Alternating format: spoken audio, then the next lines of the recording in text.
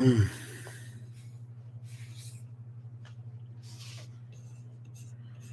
right, we shouldn't have any technical difficulties at this point. I hope not, anyway, because I went through quite a bit of trouble at the start of the week to get this internet fixed, and I haven't had any issues with it since the guy came over here and rebooted everything. So that's a promising sign.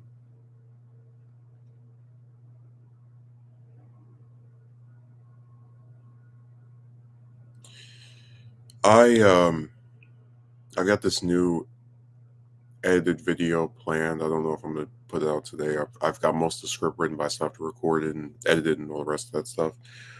Um, but it's just about that situation with that woman because I thought I could just kind of maybe I'll talk on a stream and I'll just go on to something else, but it really did bother me in a way that normally doesn't occur. Like I actually had another woman who was I met roughly 3 weeks ago, or like in the same time period, and she very quickly, because I made like a joke about, oh, if you knew this about me, would you stop speaking to me? And she's like, oh, I don't want to talk to you anymore. And it was whatever. Like I didn't argue with her. I didn't go, oh, please, I want to keep. I didn't do any of that. It's just another stupid, um, quick to change on you brought on the computer. They're a dime a dozen.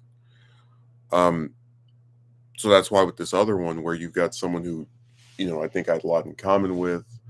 I had these like hours long calls with.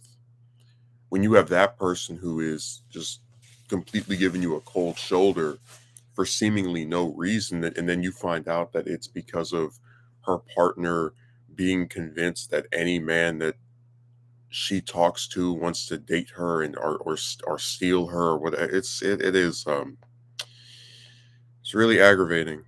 I was actually telling my one of my relatives about this, and he had said that people in that state don't think the way that people in mine do, and I, referring to like location, and I said, well, I guess, but it's just it's really difficult to not be upset with that situation because I'm so used to maybe if I hadn't have said this, maybe if I hadn't have done that, da, da, da, da. But this is one of those scenarios where it feels like it was doomed from the start because it began with a lie. She was calling this guy her ex, saying she wasn't with him anymore, been dumped for no reason, her words that she used. But then and it's like she admits these were lies that were told to me at the start when we began speaking. But then she said it was true that he was harassing her. So I mean that's why I was like, okay, so do you like being harassed? Like I don't.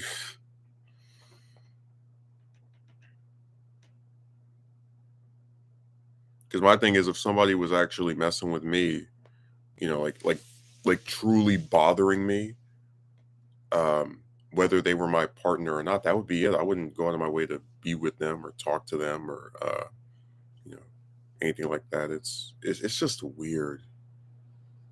Like it's Stockholm syndrome. It's a lack of. I genuinely believe a lack of self esteem. I wish some woman would try to show up and tell me who I could and couldn't talk to, especially of the usual variety. The ones that don't pay your bills, that don't do anything for you that you couldn't do for yourself. Um, that like who really are just good for running their mouth and maybe showing off their triangle. It's like, yeah, that doesn't do anything. Certainly not enough to justify me not speaking to anyone that happens to be female because you think I'm trying to. It's dumb. It's really stupid. And the more I think about it, the more upset I get. Um, and I just think the whole situation is crazy.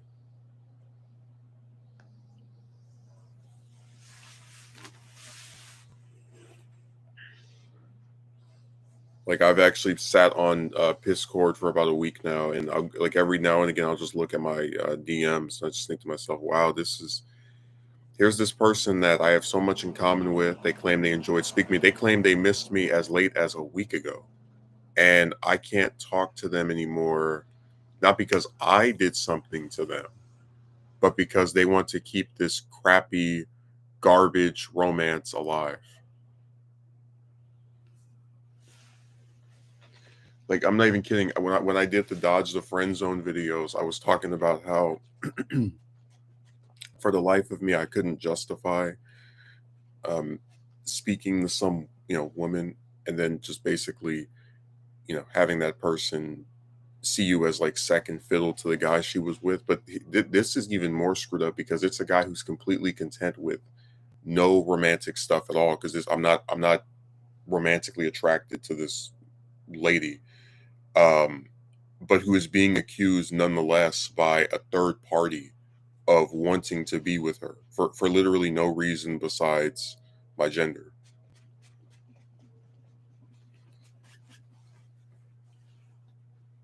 And then even though she recognizes that's not the case as far as like that being my actual intention, and she knows that this guy does this with every man that she talks to, she's still willing to stay with him, willing to put up with it, willing to do whatever he wants to keep the the garbage romance alive. I mean, anything you can, just no self-esteem, no backbone, nothing. Just total utter weakness. And, um, I've tried to say this, but one of the effects of being single for just years upon years upon years is that you get like sometimes you do get desperate.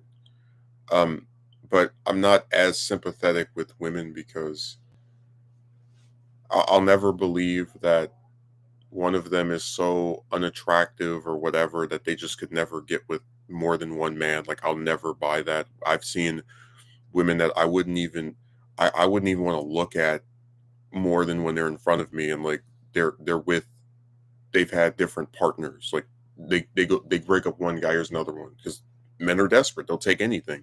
So for me, I just I've been become so used to the idea of being single forever. This whole like just it's a waste of time mentality about chicks, that if one of them were to appear, I would probably think it was a joke or some kind of other gag. Like even as I was talking to this one, I'm used to like these types of dynamics fizzling out after. I was like, okay, something stupid is going to happen. But what I'm getting at is I can't imagine me saying, oh yes, being with this woman is so great that I'm going to allow her to force me to not be able to speak to half the population. Like, yeah, totally. So she's so amazing. Like I just think it's crazy that this is even a topic. This really happened. It's like, ooh, magic woman, yay. Just totally nuts. So I say you just can't win with people. They always find a way to ruin something. Like if you try to be friends with a woman, she'll mess that up, right? You try to I mean like I swear I abandoned the romantic stuff so long ago, and it's like I'm disgusted that this was even brought up. Like that's why I said people it like being on forums and different places where they're like female centric, you have a lot of these different women online that talk about how men view women as objects, and they see them as this, that, or the other. It's like people really do see men as, again, just your gender. Like, oh, you're talking to a woman, well, you must want to date her. Oh, you're speaking to this lady and you're having these conversations about whatever. Oh, you're trying to become romantically involved with this person. Like you just can't do anything with a woman without there being this weird forced erotic subtext, and I'm tired of it.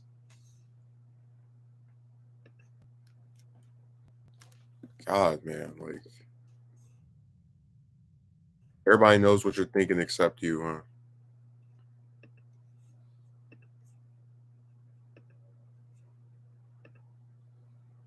Yeah, I could think of several reasons why I wouldn't date her, but my point I'm making is it's sad that all the romantic stuff supposedly in this dynamic where it was like forced in there by other people.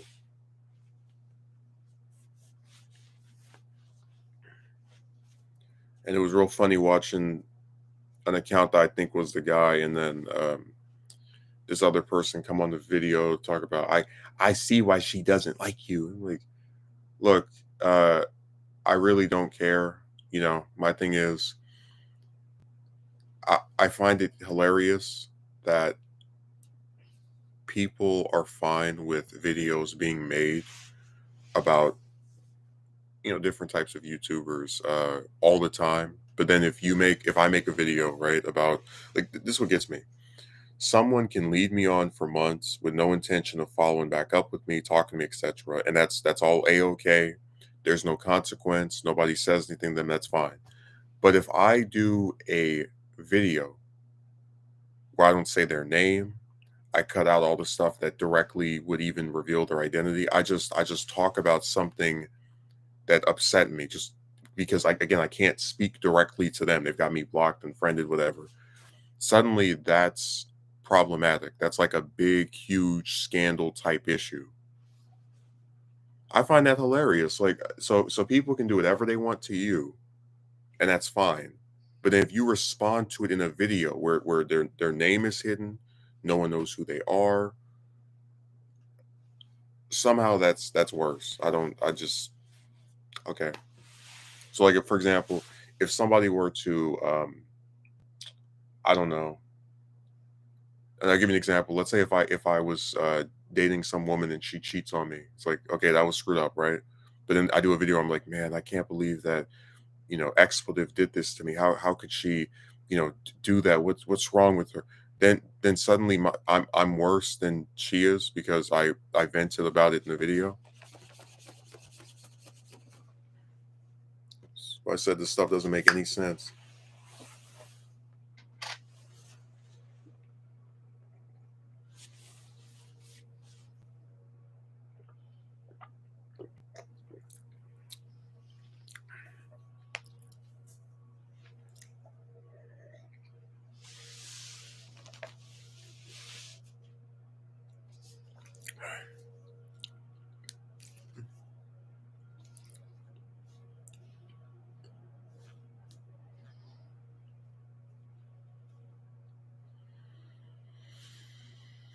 Oh man.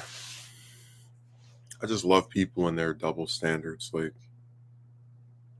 they can always try to try to find a way to make you feel bad, and like a lot of times the logic of it doesn't even work, but they'll just double down it anyway.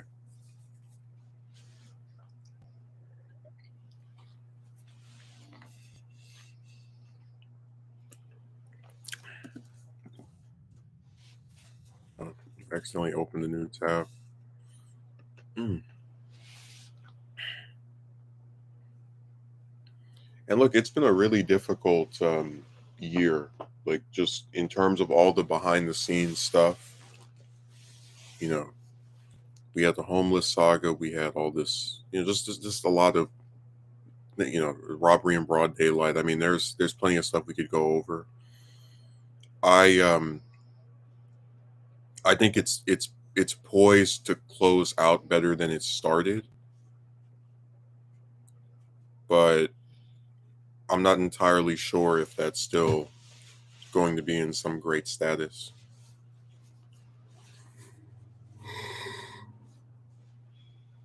You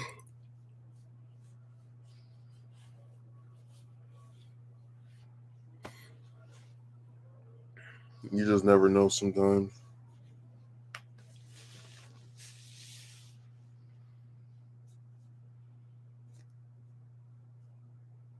No, I'm always just like wary of talking to people online because there's so many lies and accusations that get thrown around. And that's the part that depresses me the most. Like I could see if it had been me just kind of like, saying little subtle things like, "Hey, so how's he doing? Can you can we speak?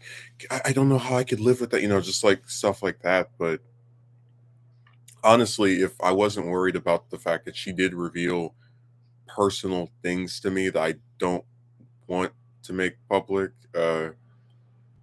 I would show the whole like chat log just as proof that this wasn't romantic, like at all.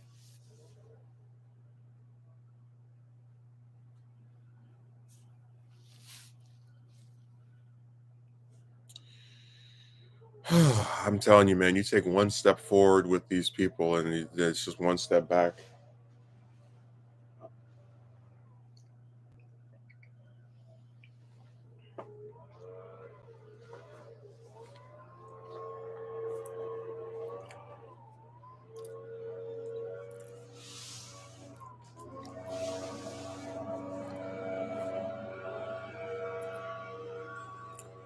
I'm trying to think what else I was going to say. Oh yeah, the MCU is dying a very quick, sudden demise. It's been really funny, and I actually did attempt to have a conversation with one of the fans. Well, they started it with me because I wrote something. They respond to it, but I decided to just stop responding because I when people's brains are caught up on that stuff, they defend it to ridiculous extents, like almost embarrassing extents. Like they'll defend some of these studios as if they're their own like parent or child or something. It's nuts. Um, so my problem with the MCU after Endgame was that a lot of projects got announced and much of it felt directionless. Like there wasn't a core overarching. Like they tried to say, oh, the multiverse is where they're trying to go and where they're trying to take things. But I said, well, hell, I mean, what to what extent is the multiverse in, for example, No Way Home related to the multiverse in Doctor Strange too? I mean, we're talking about all these different Spider-Man characters, and then this woman who's angry that her she can't be around her kids. Like it's not the same thing. It really isn't.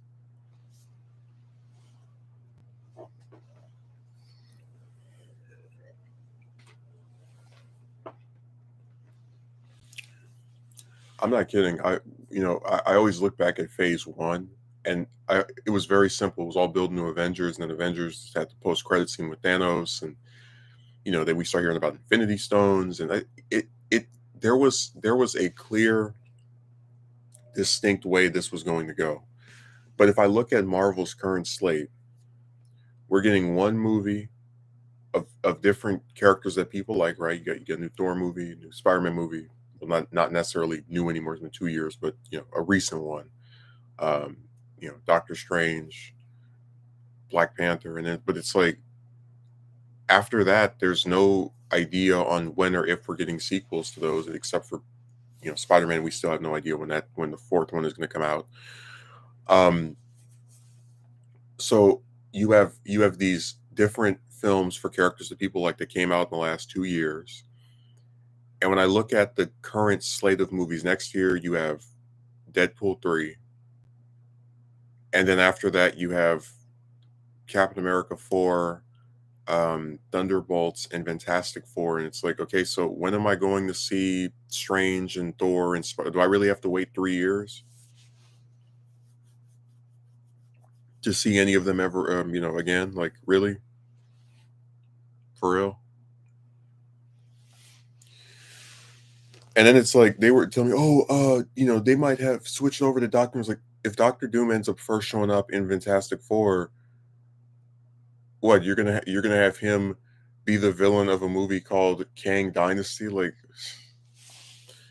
but that's why I said they when they announced those Avengers titles, but there's like no consistent characters popping up before that, or like an overarching narrative that you can really see. It just feels more like tacked on, and what the hell is this basically? Like, not having an Avengers movie in Phase 4 really hurts the MCU for me. Like, the I always look forward to those team ups, the group meets, because I'm still asking. I said this when this person was arguing or trying to argue. I said, what is the state of the Avengers? What is the membership? What is the lineup? We haven't seen them as a group together since Endgame, and no one has been able to say these people are members. Like, nothing.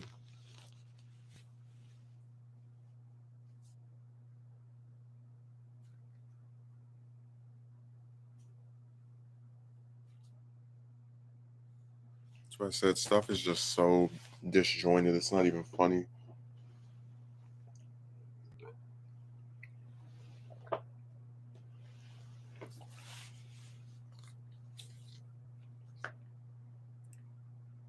Oh, man. Yeah, I tell you, my favorite villain ever, Kang. It's like, yeah, what a great idea to introduce the new major antagonist of your whole universe. Somebody that we're probably going to end up seeing. I'd say a good 5 or 6 times before they, they're done with him. It's a great idea to introduce him in first a TV show that a lot of people didn't watch because they don't have Disney Plus, and then in a movie where he gets defeated by Ant-Man. Like, terrific, just excellent writing there. And this person like, oh, maybe that's a variant. I was like, I guess, but if that's true, well, first of all, the writer of the film, what's that guy's name, Jeff Loveless or Loveness or whatever you call him, he said that that was the most dangerous version of Kang. So the most dangerous version is the one that gets defeated by a C or B tier Avenger.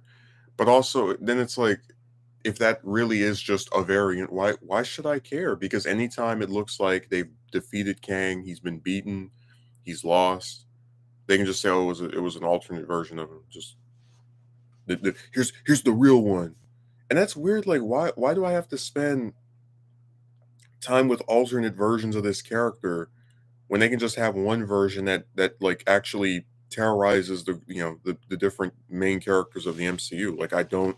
That's why I said just stuff is. Oh man, fans they defend anything. It's embarrassing.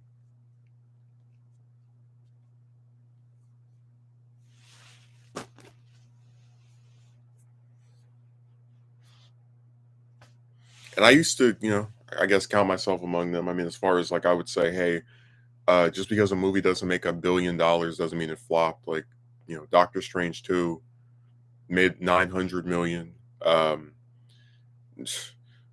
Thor, what was it? Thor 4 made about I think 700 million, and then Black Panther 2 made about 800 million. So all these movies made somewhere, they made closer to a million than like nothing, basically, if you round it up. Uh, but now you look at Ant-Man 3, box office disappointment. Didn't even make 500 million. Um, you look at, God, it's such an embarrassment. The Marvels. I mean, we don't even have to talk about it. That film is looking to be the first MCU film to actually flop, and I just find it so funny because it really validates everything. So, like, for example, Captain Marvel was the only pre-Phase 4 MCU film that I just did not watch at all in any capacity because I don't like that character. Um, and people were saying, "Oh, it made $1 billion. She's so popular." Like, no, no, it was sandwiched between the two biggest films of the whole series, and people were tricked into thinking that you had to watch that to understand what was going on. Um, but this is such a validator of that belief system because now you're getting a film. The first, like, that role already was not never going to be as important as these people said because Disney, they're savvy enough to know Brie Larson wasn't this big huge person everybody was so excited to see. But What's funny is this is the first starring role that she's had in 4 years, and it's performing so poorly because no one ever cared about that character. Like, I've never gone on any type of, like in real life, I see people who say they miss Iron Man, they miss Cap, they wish Thor had a more serious movie, got, it's whatever. Um, I don't know anyone in real life that likes Captain Marvel. Like, not a soul. And I think there's a good reason for that.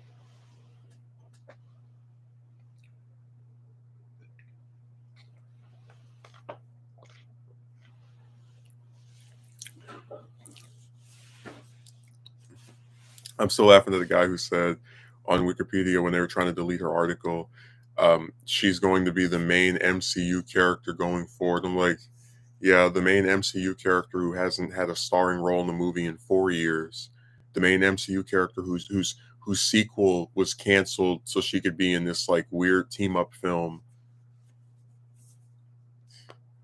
Imagine Robert Downey Jr. in the MCU and for 4 years but without a single movie appearance. That never happened. You had 2008, uh, technically two appearances because in the Hulk cameo. You had Iron Man 2 2 years later, then 2 years later Avengers. Year after that Iron Man 3. Year after that Age of Ultron. You know, 2 years after that Civil War. Then 2 years after that Infinity War, and then a year after that Endgame. So like, yeah, his breaks were maybe at most 2 years, not 4 years. Actually, what's funny is that with Captain America, Chris Evans had an appearance as him every year from when he joined the MCU all the way up until Endgame. So I'm just saying it's really funny to watch people take this character who admittedly was the first female to get their own movie, but who was not liked that much, and try to prop her up as some big huge player in the MCU when that is anything but the case. Like I said before, Boseman's passing was a really tragic event. Um, because I think if he had been in the second Black Panther, it probably would have made over $1 billion. They probably would be pushing him as the new Avengers leader. Um, so it's really unfortunate that we didn't get that, or that rather that man passed away. Just on all accounts, it was very tragic. But I think it's one of the big things that really is crippling their universe. Like any of the characters people actually want to see, we're barely getting anything of, and then all these like nobodies that are just whatever. We we get stuck or saddled with like, who is excited for the Thunderbolts movie? Like people are excited for Deadpool 3 because you're getting Hugh Jackman as Wolverine, even though we thought he was retired or not doing it anymore. You're getting obviously uh, name escapes me at the moment. Ryan Reynolds as Deadpool. So people are genuinely looking forward to that, but I just don't think it can save something that is like sinking this much. Like it's so crazy to me how the Endgame wasn't even like it was just barely 5 years ago, right? Actually, 4 years ago, my mistake. And in those 4 years, they went from having some of the highest grossing movies ever, the most successful film franchise of all time, beating out Star Wars, beating out anything else. And now they are floundering and plummeting and dropping, and it's crazy. Like I almost think we're in some alternate universe where Marvel was like, okay, we're tired of being on top. Let's purposely sink our stuff to see if we can let DC get a shot of catching up. Like that, there's no other rationale for it. Like what studio in their right mind would say, okay, well, 22 films, I'd say 21 of them were good. But they all were financially successful and to one extent or another. At worst, you get like mixed reviews. People for the most part seem to like our stuff. We have our lows, we have our highs. But now it just seems like if it's not a low critically, it's a low financially. Like there are some people who are saying the Marvels isn't the worst thing they've ever seen, but they're not exactly giving it high praise either. Like it's crazy that this whole universe has been brought down in the span of 1 year. And it's like you saw the little seeds and droppings throughout last year. Um, they have all this stuff just dropping on Disney Plus. Like I have no interest in watching that Secret Invasion show because I think Secret Invasion should be a movie. You don't do an event with that title and not have any superheroes in it. That's just stupid. Uh, but you get my point that like before Phase 4, whenever an MCU thing came out, I didn't feel like I could just skip it. I could just not watch this, doesn't matter. Because even like with Guardians 1 and 2, they're not really that connected to all the other stuff going on. They're just good films in their own right. Like, you know, I I I look at something like the Marvels and it's very clear that movie was not made because there's this incredible story to tell about this, these three different women that are all whatever. It's like no, they're they got these actors under these contracts and they really don't have any true intentions of doing something noteworthy in this movie. But here's a trailer for something that people actually might want to see in the post credit scene. The post credit scene's great; it's the best thing of the film. But is it worth sitting through an hour and a half of that crap before it? No.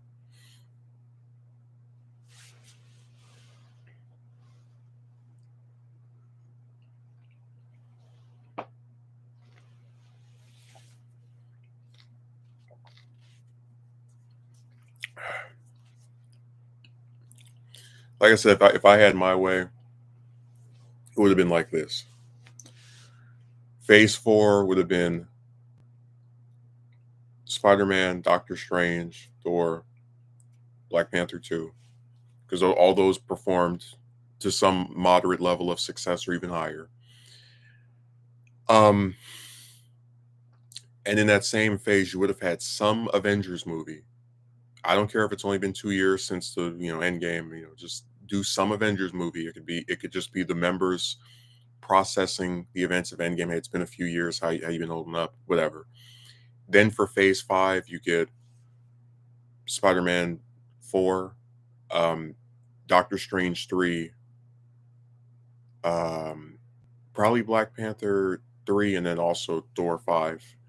And if you have to have some other new character movie in there, I guess you could still stick with Shang-Chi. But a lot of the rest of this stuff, the Eternals and you know the Marvels, like I would just stay away from that.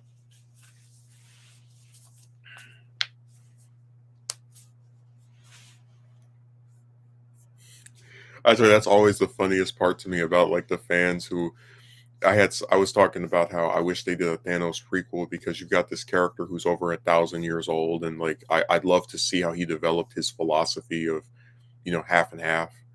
Um, and I think it could be a very different type of film. And I was saying, this was the big huge villain of one of the greatest comic book films, in my opinion, ever made. Like Thanos was the one from Infinity War was a hit with audiences. So it's crazy that there were people who objected to that, right? But then they're telling me that Thanos is not popular to do a movie on, not popular enough to do a film on, but Captain Marvel is, Monica Rambeau is really.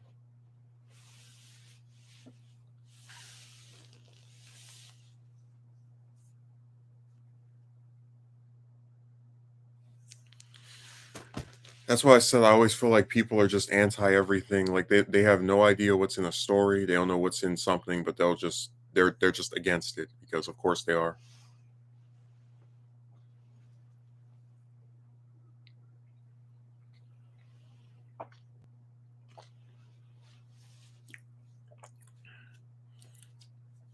It's really sad. Like from the like whether you're looking at it from the perspective of I'm a fan of this or I'm a like just someone who's kind of neutral, just watching it, observing it. It is sad that actual people just sit around and like they hear like a premise. Hey, I'd like this character to come back. No, because when I did my Iron Man proposal, I was like, I'm not saying resurrect him from the dead. Have a midquel that's in that 5 years between Infinity War and Endgame that kind of like fleshes out some of the later plots we see in that. I mean, they could even do an animated version of that. I still would watch it.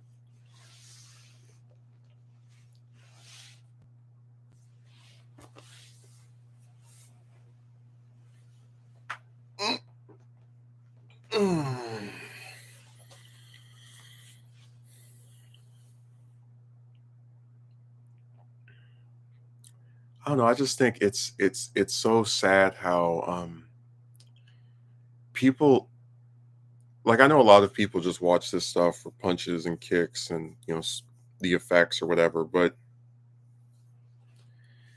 I don't know. Sometimes I can look at a character and their role in the story and see kind of like cracks in it. Like even if I like the character, the actor, whatever, I can still say that this part of them was not as developed as it could have been. This part was not used as much as it should have, and that's where I get dissatisfied because it's like I'm not saying you have to. No character can have a good ending or could just stop being used, but if there's still avenues to explore things with them, I do think it's kind of premature to be like, nah, that's it, you're done. That's just my opinion. But no, Kang is going to if Majors ends up having more criminal charges or being found guilty or whatever, he's going to go down in like cinematic history as the greatest like what if, like here's this villain that ended up being in one movie and wasn't really that intimidating, but they still plan on using him anyway until his actor got into some stuff that really had no business being in. And I truly hope he didn't do. Um, but again, it's like you put him in this Ant-Man film, and one person made a video. They were talking about like because the MCU is this ongoing thing, you can take risk because you can always do another movie that pays it off, whatever. And I said it's sad that out of all these films, the only one where they truly lost, like just outright lost, was Infinity War. It was the only one that took that risk that said, "Hey, it's done. It's over. You didn't win this time. Sorry, buddy." And I wish that Ant-Man 3 had been more serious. Like you have you have five protagonists in that, and you really underutilize I'm forgetting the actress's name, Evan. I don't pronounce her first name, but you really underutilize Wasp or Hope or whatever. And I was saying, if you wanted Kang to stick out as a villain, maybe you can have him do some lasting damage to one of them. Like maybe he breaks Wasp's arm or Scott's arm, or takes out Wasp. After all, I really don't think that role is all it's cracked up to be anymore, given how barely they used her in this film. And just like what I'm getting at is, imagine how much more impactful it would have been if Ant-Man had succeeded in saving his daughter from Kang, but then he had failed to save the daughter of the man who got him his suit. Because I don't think we're getting an Ant-Man 4. I think this is it. So having her go out in like a self-sacrificial way where she's also like taken out by Kang, really would show that he's like not playing anymore or like not fooling around.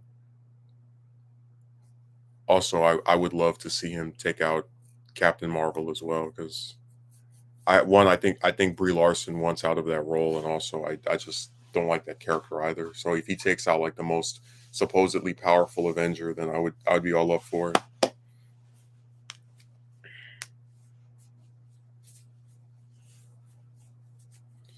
I know somebody will try to say I'm sexist. So you want him to destroy women? It's like, not really. I don't mind Wasp at all.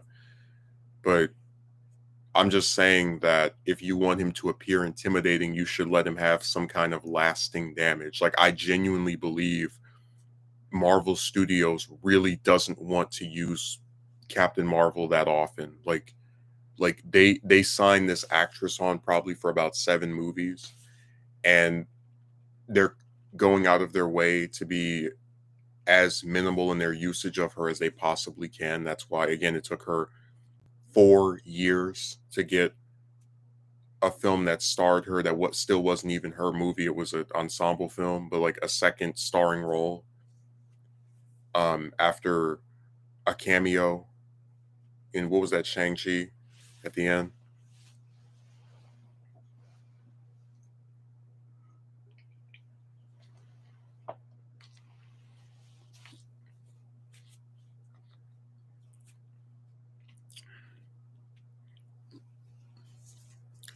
That's one of the most jarring things I've seen. Like people really tried to say she was going to be the face going forward. It's like, no, it doesn't make any sense. Just because you have a starring role in the movie.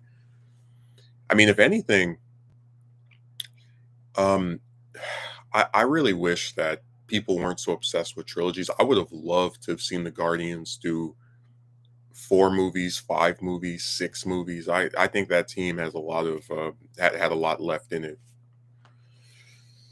But unfortunately, the actors wanted out and the director wanted out, and it was sad. I didn't even mention Guardians 3. That's how like disconnected it feels from the rest of the MCU. Like you could put 1, 2, and maybe Infinity War in there, and I guess Endgame, and then Guardians 3, and you get like a nice 5 movie saga, mini saga about this team.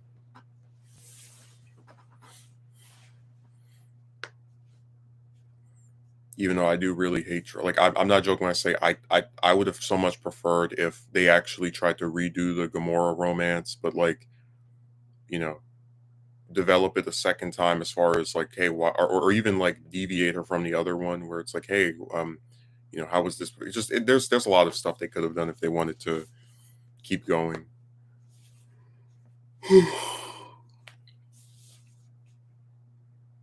Like I said, I'm still mad we didn't get Captain America 4 with Chris Evans, where it's him like on some mission during the 5 year snap and like trying to basically coming to the realization that it's okay for him to kind of settle down when this is over.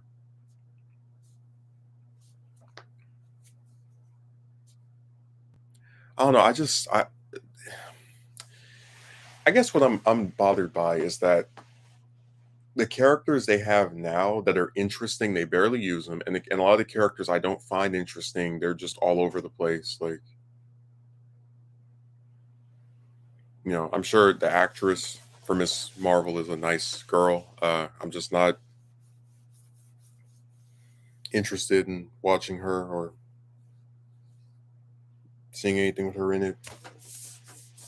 One, because I got tired of the Disney Plus shows, but also I really don't want to see Brie Larson in anything ever again, Marvel related at least. But yeah, we're supposed to be getting Secret Wars and Kang Dynasty, and like I don't know how those are going to turn out. So we're going to have Doctor Strange in 2 movies, his film and Spider-Man, then vanish.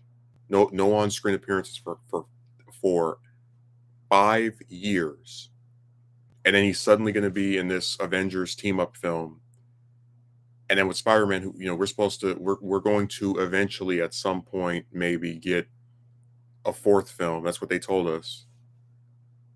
But he's going to have his last appearance being 2021, and then not appear on screen again for 5 years until Avengers 5 comes out.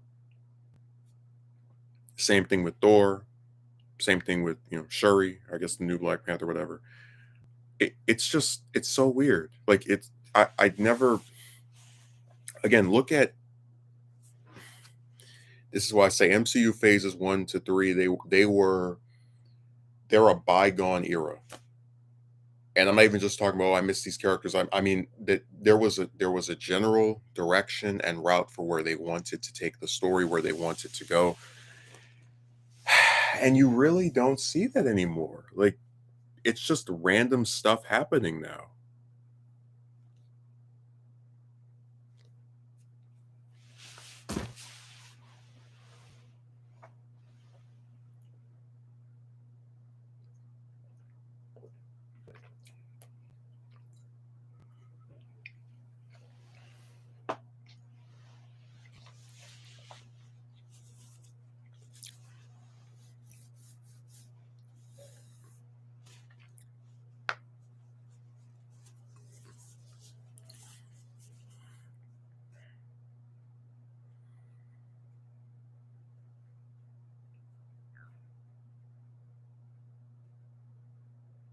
I'm telling you, it's just one of those things where it's crazy. It's like the more MCU content we get, the more I feel like things just like it's still not enough. And I'm not even talking about just like the overall, what's the way of putting it? Um, it's not about how much content we have, but how directionless it feels. Like how back when we were just getting 3 movies a year and nothing else, I was fine with it because they're genuinely felt like, okay, they're trying to get to this. They're trying to reach that, right? But now you're getting all of these random events that are glued, that are like supposed to be glued together by the fact that this stuff takes place in the same universe, and oh, the multiverse keeps popping up.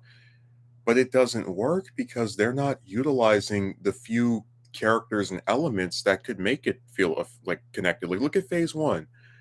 Iron Man happens, um, Thor happens, Captain America happens. They're all connected by Shield and Nick Fury, and that group. They bring them together. Who's bringing this group together? Like, at the end of No Way Home, did you see Fury go, "Hey, we have this new villain," and he's like using the different dimension? No, nothing. In After Thor 4, did you get a post credit scene of Thor being recruited to get back with the Avengers and make sure? No, nothing.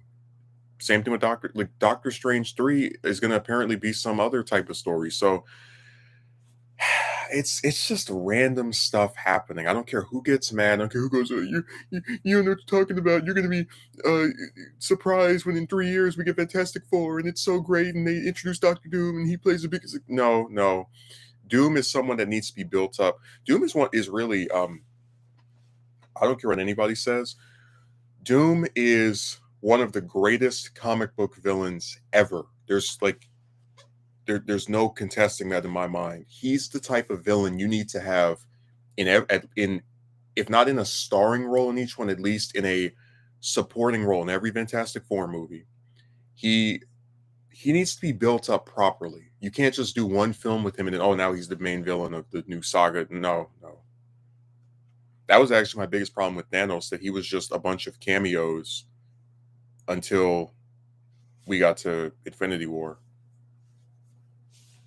Cameos that really revealed nothing of his personality. They just kept reminding us he was out there.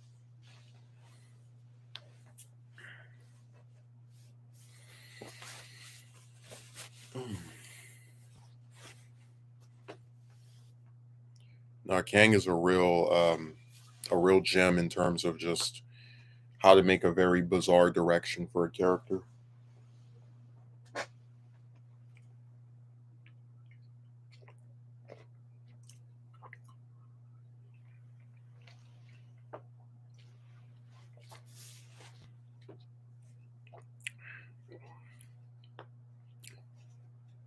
I'm very serious when I say that Marvel used to be on top of the world. Like, everyone wanted to be them. By the time Avengers came out, all the way up until 2019, this 7 year period, they were just riding a continuous wave of success. Again, some of their stuff wasn't as well received as others. Thor 2, Iron Man 2 and 3, you know, whatever. It's like wasn't as well liked, but the overall series was still exciting for people. People still lined up to watch that stuff. And now they don't care. Like it's whatever. Ant-Man 3 came out and that couldn't even get half a billion.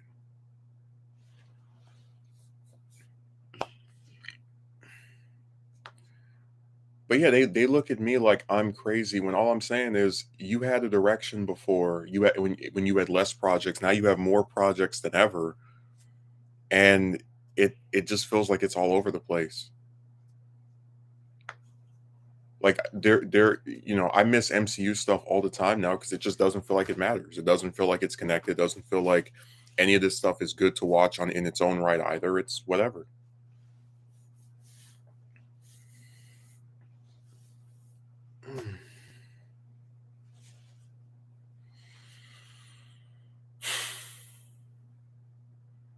It's just crazy how like just how quickly things change. I mean, all those different cinematic universes that got launched, right? All came and went, didn't get off the ground, whatever. Except arguably maybe the DCU, and that still is debatable. Um, and now it looks like the MCU is going to go the same way as the rest of them. So I guess we're going to now have a because it was really the first to perfect that idea of films that are interconnected, all build to something. Maybe it's going to be the first that shows us what happens when a series loses its main protagonist and gets more like so much money they don't know what to do with it. Um, because like I said, the only one of those shows I really liked was WandaVision. I feel like Captain Falcon and Winter Soldier was just it was like it was fine, whatever. Um, but they like Secret Invasion could have been a movie. The Miss Marvel show could have been a movie. Like I don't know. I'm not against having more female superheroes in this stuff, but maybe don't spend so much money on it. Like maybe find a way to make these 200 million films be only 100 million. I think there is a way to do that. I absolutely do. You know, cut the budget in half, save yourself some coins in case it doesn't go as well as you think. And it's like you look at a character like Miss Marvel, instead of having her, fangirling over the very not fan favorite character of Captain Marvel, why don't you stick her with I don't know, Thor or Hulk or Spider-Man? I mean, there's like actually use someone that people want to see. And then at the end of her movie, after she's been through developing some friendship, mentor type role with one of these heroes, they can recruit her to the new Avengers or the current lineup or whatever. All I'm saying is like when you if they did stuff like that, it would still feel like things were building to something. Like there's this one guy, he made a video, he was talking about he wishes that they used Defoe's Goblin again, which I agree with him on. And he was saying that it would be so cool if during like another Spider-Man trilogy we find out that Defoe's Goblin is like been promised a world by Kang where he can just do whatever he wants, and this is what's like motivating him to still keep coming back and messing with Peter. And it's like that's perfect. They could have every villain tie back to Kang. They've all been promised something from him, somewhere for them. But they don't do that. It's like you could watch No Way Home and Thor 4 and Doctor Strange 2 and Black Panther 2, and there's really nothing that connects them aside from a comment by Strange about Spider-Man and Doctor Strange 2. It's like very little of it actually has much to do with anything else. It's just a bunch of random events happening. God, it's like imagine if they did Black Panther 3 in 2 years after a second, which they wouldn't. They're going to take forever to do it. But like imagine they did that and we find out that oh yeah, Namor or I don't know, let's say they use Doom for example. Yeah, he's been promised the world by Kang as well, and that's what's motivating him to try and like get into Wakanda. Like stuff like that would actually make Kang look intimidating. All these villains are working for him or with him. But yeah, they've got this criminal cabal going. They're all being financed and or backed in some way by him. But instead, we don't get that. We don't have the interconnectivity. We don't have the villains that are as good as the heroes. It's just a bunch of events that are occurring because they need to write they have a slate of movies, need to put them out, need to get these actors in their little suits and costumes. But there's nothing there, man.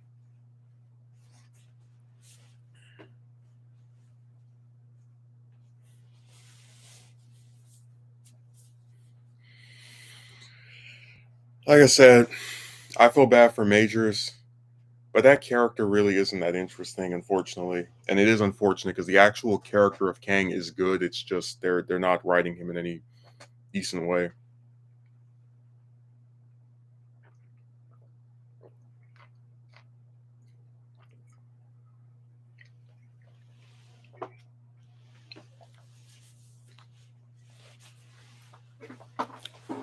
God, imagine how much more intimidating Kang would have been if like he had been sitting in a chair and Modoc was actually done seriously, and it's them having to like fight Modoc or overcome Modoc because Kang's like, you're not even you peasants aren't even worth me looking at. Basically, just like looks away from them, whatever. Like if they did that, not only do I think the movie would have been better received, but that character would have been more well liked because that's actually intimidating. Like he does he you're so like beneath him. He doesn't even have to look at you. So that would be his role for that whole film, just sitting in his chair, making orders, decrees, whatever, like an actual conqueror. And then you get to what's another movie you could pop up in? The next Avengers film where let's say he has Ultron working for him, right? It's like you scratch my back, I scratch your back, quid pro quo, and he's like instructing him, hey, send your stuff over here, do this, do that. Just sitting in his chair, right? Avengers don't even encounter him in the film. He's just all his scenes are with Ultron or whoever the villain is of Avengers 5 and in this hypothetical where we got that film you know this year or last year or whatever. And then the Avengers 6 or 7, that's where he finally takes center stage. But like in between then and now, all the villains from the next couple of films all have some connection to him for the most part. Like like Goblin's working for him. Darren was working for him. Uh, Red Hulk is working. No, well, I'm not going to say Thaddeus Ross, but like you get the idea that there's like a connective tissue of just everyone's involved in his grand scheme and plot instead of all this random crap going on as it currently is.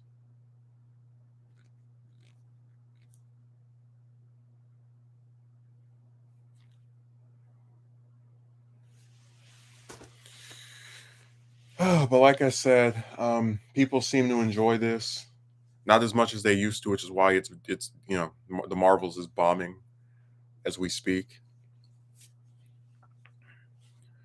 But man, I just it's going to be a really interesting case study if Marvel like keeps losing Marvel and Disney keep losing money before they get to Avengers in 3 years. Like I'd love to see what happens between now and then because if that keeps going on, then theoretically they might actually have to end up saying to hell with all this other stuff. Like they scaled down a lot of projects like Armor Wars, for example, but they really need to get their stuff together because just as much as they were on their high after Infinity War and Endgame, you see how the high has been just staggered. Like the only movie they've had that came anywhere close to the level of success was No Way Home. And that's not even because oh my god, MCU Spider-Man is just so terrific and made no, it's because you had the nostalgia and fan service of all these past classic villains returning to their roles for in some cases the first time in 10 years, 15 years, 17 years, So that was the actual reason that movie did as well as it did. Not, it was because before that they ignored it. They acted like that stuff failed, didn't matter, whatever. And they finally acknowledged it and said, yes, this happened. These were significant as far as, they laid the groundwork for what we did here. And I appreciated that. I really did. But now everything is just kind of and it's sad because like Marvel owns like Marvel is so stupid. If they would have just stuck to what worked, worked out a deal with Sony to get another Spider-Man movie going. Maybe not even Spider-Man 4, do another team up movie with the three Spider-Man. Uh that would have performed very well. Like you're not going to tell me that doesn't make at least $1 billion. People love the three of them. And do Avengers films every like 2 or 3 years, and then you're set. That like don't like I'm not even kidding. If they did at least one more Spider-Man team up movie and they followed that up with Avengers films every 3 to 4 years, I think they would be looking at between these three proposed films and Spider-Man 4, like the actual one with just Holland again. I think they're staring down the barrel of probably $6 billion or $7 billion. I mean, people would explode in excitement. Even Thor, like Ragnarok, did great, and you look at the return. Like, yeah, Love and Thunder didn't do as well, but like if they did another Thor movie and it was serious and like because Thor has a bunch of stories they could adapt, but just for example, if they did something like Thor and I don't know, Beta Ray Bill or whatever, just anything that actually has like a serious story behind it. I think that has potential to make $1 billion too. Like Thor is one of Marvel's most popular characters. They just don't use him in a serious way, and it's there were people who were turned off by that. But I do believe a Thor 5 that is serious could rake in a lot of money because people do like Chris Hemsworth. Um, but again, you look at a lot of this other stuff. I just don't see that big of enough of an audience for it. I think the only one that people might be accepting of is probably Captain America with Anthony Mackie, but the rest of that like new group that's come in since like the mid 2010s, again besides Mackie and Holland, I think you should just stay away from. Don't even bother with them.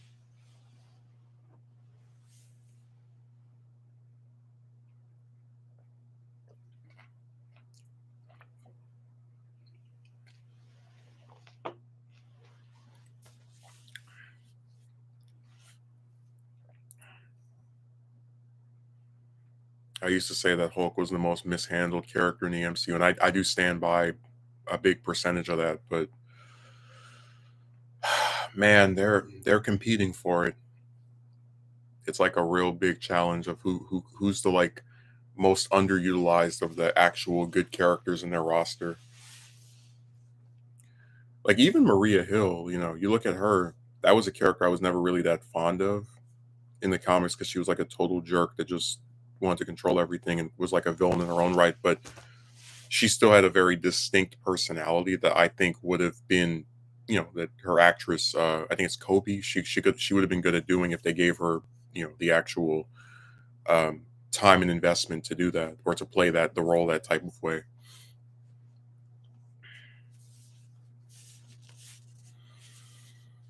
No, it's incredible. Just so much talent, so much potential, and it's all squandered. And like I said, I know they couldn't keep RDJ and Evans. I know they wanted out. I know they were okay, whatever. But it's like you still have a lot of good characters and actors remaining, and it's like you don't invest your time in trying to rush out Fantastic Four or rush out. And when I say I don't mean like it comes out tomorrow. I'm saying, fast track it. Like, hey, we need a new Fantastic Four movie. We need a new X-Men movie. Again, Marvel Phase 4, 5, and 6, if they had every 2, 3 years, new Spider-Man, new Hulk, new X-Men, new Fantastic Four, new Captain America with Anthony Mackie, new you know, Black Panther. I think they would be running away to the bank if you put some competent writers in there and actually had them crossing over and all having to deal with stuff related to Kang for the next couple of years. Like you don't need all of these crappy superheroes that nobody cares about. Like yeah, people like Paul Rudd, but they really didn't seem to care that much for him as the starring character in a third movie. That's why the film didn't even make half a billion. A lot of people are sick of, like I don't know. I just feel like general audiences don't really like a lot of these characters. They don't like the Carol Danvers or again the MCU version of She-Hulk. I think She-Hulk in the comics is much better than what I've seen from that show, but I digress. It's like you have all of these actually good characters with decades upon decades of stories that you can adapt in one way or the other. And instead of doing that, you just like go and again, I think the only character they've given like a star, the only two characters they've given starring roles to and anything that people probably don't care much for in the comics, but they care more so in like, the MCU is probably just uh Black Widow and Scarlet Witch. And with Scarlet Witch, you could easily just have her in Avengers stuff like as a starring role, right? Maybe she's like the dude. In fact, I said before, I wish Doctor Strange 2 had her as the deuteragonist and like the hero journey to villain in that. So in the third one, she can just be the villain and and like go from there. So yeah, like you can use Elizabeth Olsen. Just I don't think the character, not the actress, has the marketability to carry her own movie.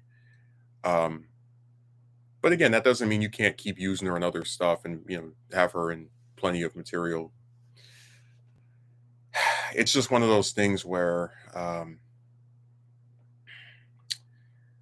I really I think they had a lot of good talent, a lot of just stuff they could do that they've chosen to not do, and it's starting to affect them.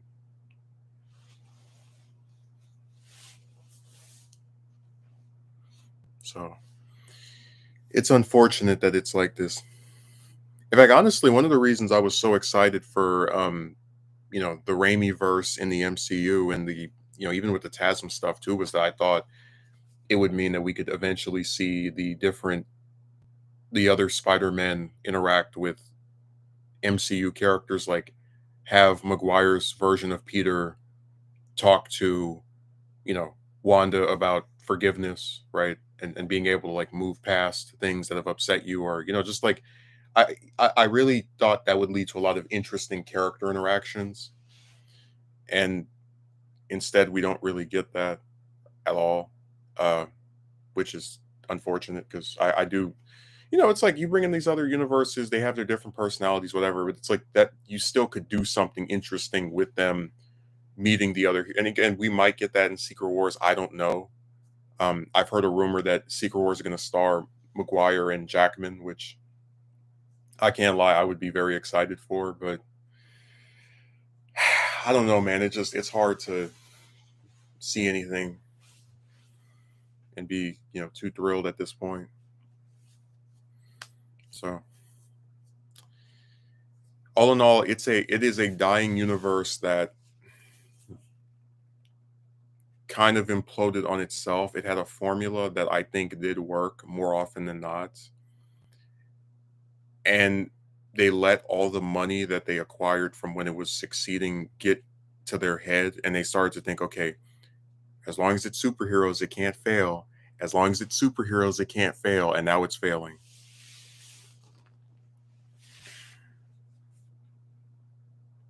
Seriously, I really hope, as someone who likes Marvel, as someone who enjoyed most of their stuff in the past, whether it was the MCU or just other, different ventures, comics, which they've also not been very good at recently, but I digress.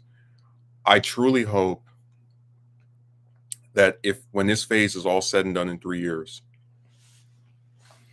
they scale down their projects and they return to things that people actually want to watch, and that will make them some, enough money to continue. I really hope that they proceed with that.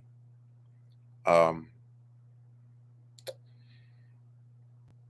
they know who is successful and who isn't. They've tried to convince you that like everything and everyone they have is that way, but it's not. And honestly, there's a part of me that feels kind of depressed to know that we have characters like Hawkeye, right?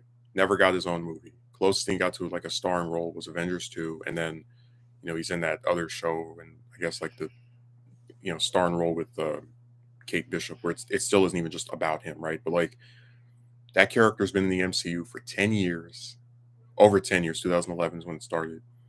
And despite being there damn near since it started, he still never really got like a starring lead role in something. And now that all the other Avengers are basically gone, you still don't give him a starring role. You give him a co-lead role in one show, and then you're apparently just going to retire him and not use him anymore, which really upsets me. Like, I know now Renner got into the accident, whatever, he's recovering, but it does piss me off a great deal that they have all these different characters that have been around, even in their own little cinematic universe, for in some cases a full decade, and they still have like nothing. I mean, you look at War Machine,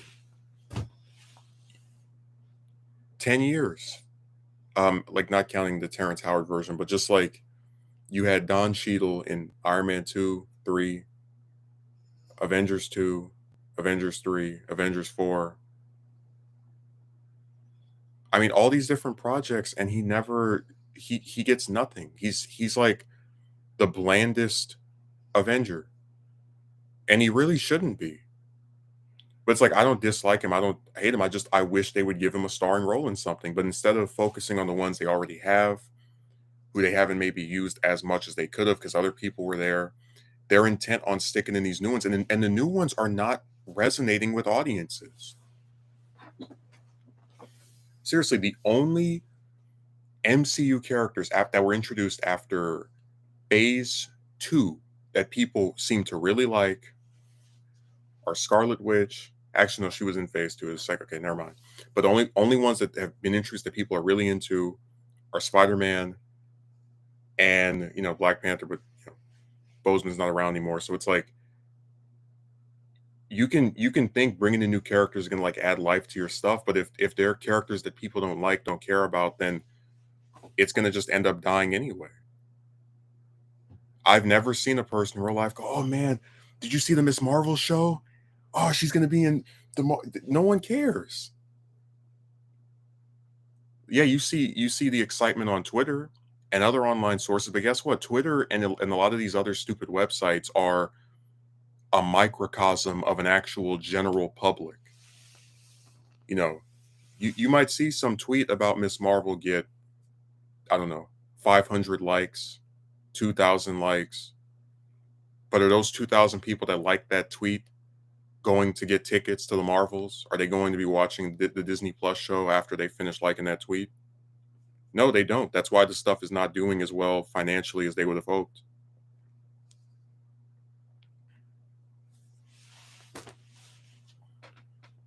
Like you go on Twitter and you would think Captain Marvel is just insanely popular, but there's a reason why the new movie is bombing. Actually, I saw some statistic. It said that like 65% of the Marvel's audience was men, which I find hilarious because it's like the supposed stuff meant for women is like not even getting half of their audience to be female.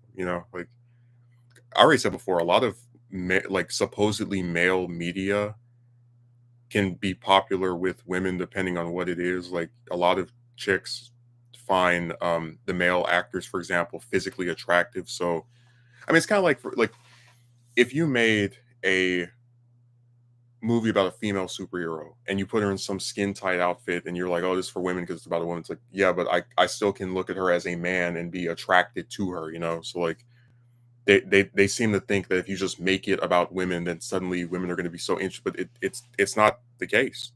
A lot of them are just as uninterested, if not even more so than And look, it all goes back to the original issue that's always been there, which is that this stuff is male dominated.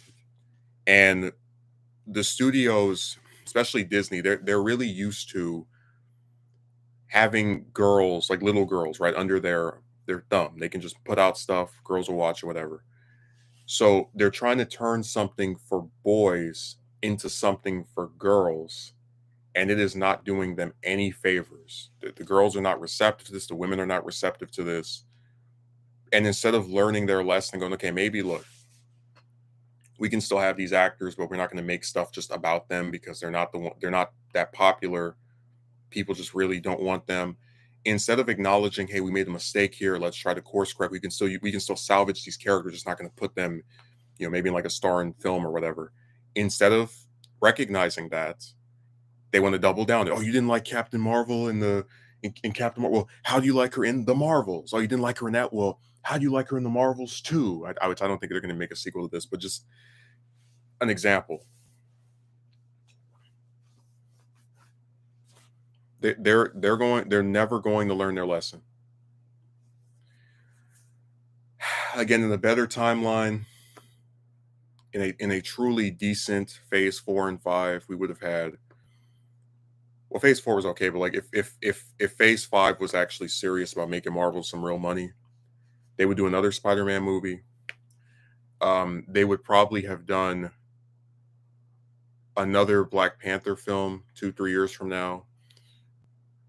Definitely Thor 5, but more serious. An Incredible Hulk film at last after all these years. Um, Doctor Strange 3, X-Men, Fantastic Four. Like if they had that lineup for the next 2 to 3 years, I think they would just be bathing in money.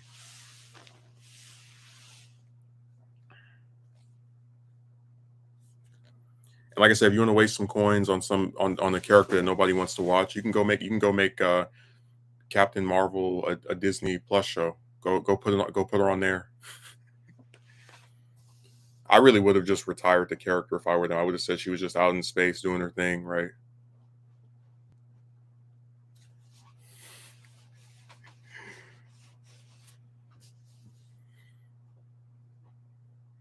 Like I said, their current plan is to have each character show up one time in the span of 5 years, and then suddenly be friends in, I guess, Avengers 5. That's their whole mission. They're gonna have all these major characters only show up once, right? So you see Spider-Man in his movie, and in 5 years of nothing, he reappears in Avengers, and then Doctor Strange was in 2 movies, and then 4 years passes, he's in nothing, and then he's suddenly in Avengers.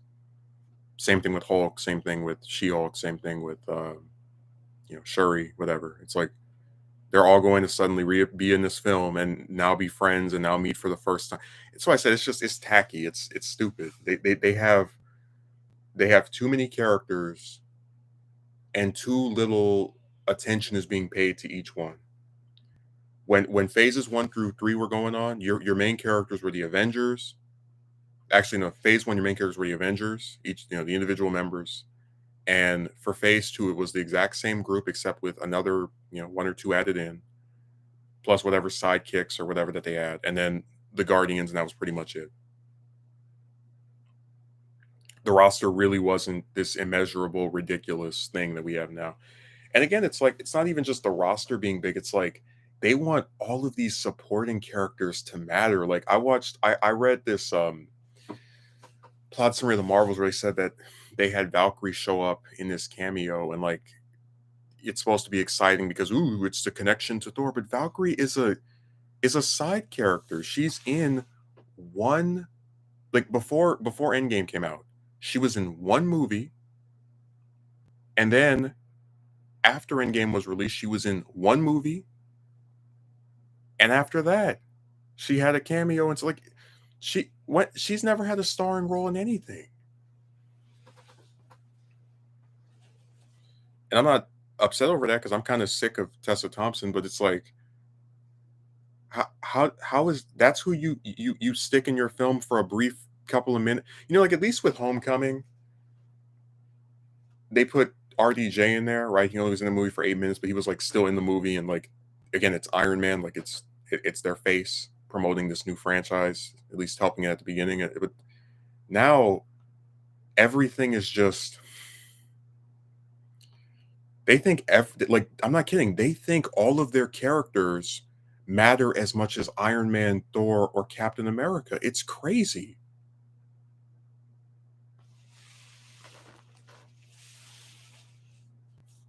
So, like I said, I don't care what anyone says.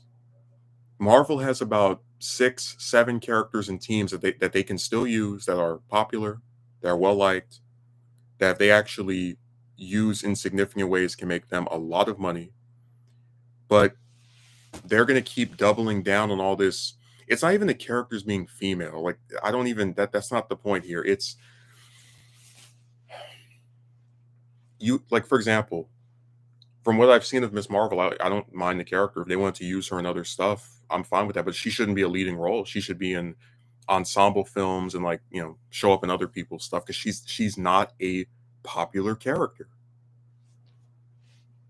Put her in a supporting role capacity and she'll be fine. She can be in the MCU for 10 years and nobody would complain. But like, oh, I'm gonna headline my own project. No,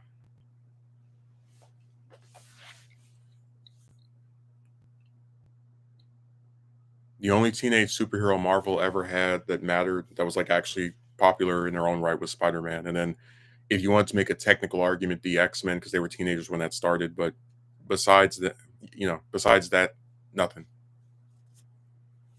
Well, maybe Johnny Storm, but he's still like more known for being Fantastic Four than anything else. So it just comes down to too many projects, too little focus on actual characters and a singular narrative, and it's becoming a cluttered mess.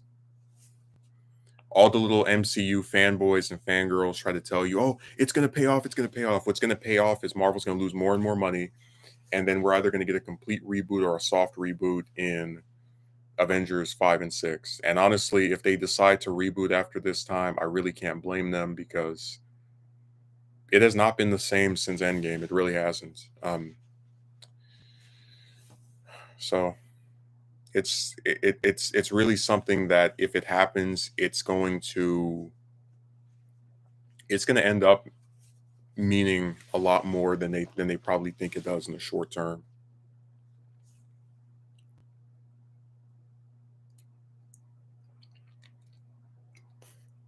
So the MCU's gotten so boring. I'm more excited for the stuff that happens off screen than on screen. I'm like, okay, so you know, this new stuff is fine, but man, what about that 5 years of Iron Man and the other 5 years with Captain America? Like, I wonder what they were doing. That's how backwards this stuff has become. Just wondering about periods of time that we're never going to see is more interesting. That's another thing. Like that What If show, they want to make an anthology series. They could have easily like made that the fill in the gap show where you see different MCU characters and their alternate versions, or not. Excuse me, alternate versions. You see different MCU characters and like what happened to them, like during periods where we didn't see them. Like what was General Ross up to in that 8 years between Incredible Hulk and Civil War? Like there's plenty of stuff they could do if they wanted to. They honestly could make an animated Captain America 4, and I probably would like still like it and watch it. I don't even care. I don't even care if it's not live action. Just like get a good voice actor that sounds like Chris Evans and make a little 2 hour. It could look just like What If, and I'd be fine with it. As long as the story's good, that's the only thing that matters.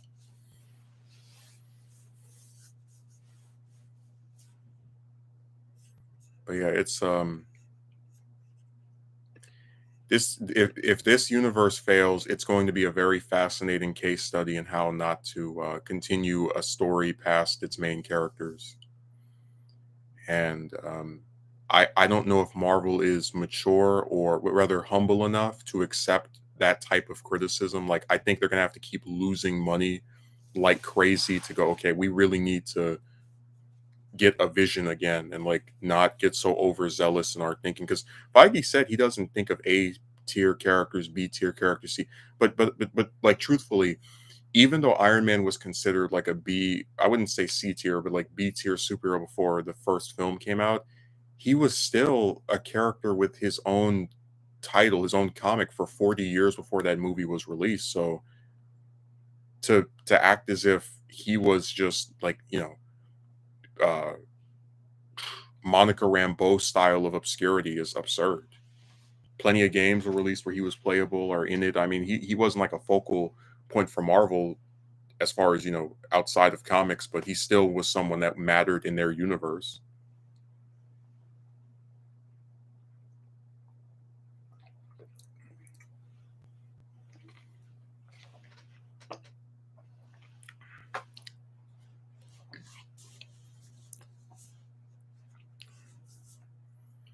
I don't know. They're really running out of steam. You got you know, Chris Hemsworth saying he only wants to come back for another Thor movie if it's serious, and then you got Holland saying he doesn't want to keep playing Spider-Man past the age of 30 or spot by the time he's 30, and we have no idea if like they were talking about the college trilogy. You might actually only get one more Spider-Man film the way that Holland was talking, which I mean, hey, it won't bother me, but I just thought that was funny. Like, oh yeah, I'm only gonna I want to play this role only for a few more years, and then Marvel's like taking forever to even start doing another movie with him, so he's going to be 30 by the time they do the next one with him, and it'll just be like, okay, forget it.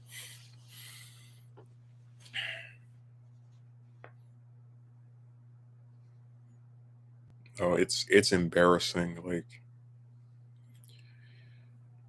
they were on top of the world, no one could touch them. Everyone that tried failed.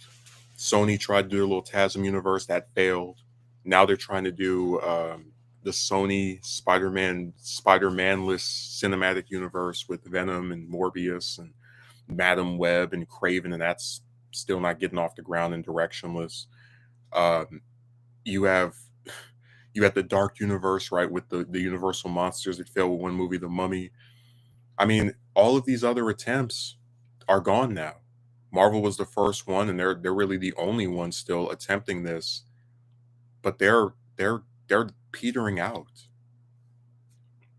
Like, don't be surprised if after the MCU truly does end, you just get solo superhero movies again, and like by different directors, kind of like the Batman was with Matt Reeves, where it's just an auteur's vision, not necessarily part of some big franchise that wants to do 900 sequels. Like it really is just this one person trying to make something.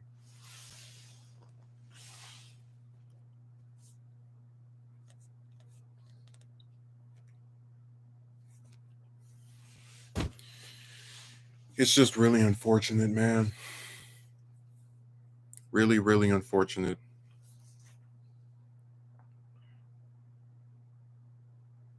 Like I'm not kidding when I say I've never been more disgusted than by the greed I've seen from this studio and the overconfidence.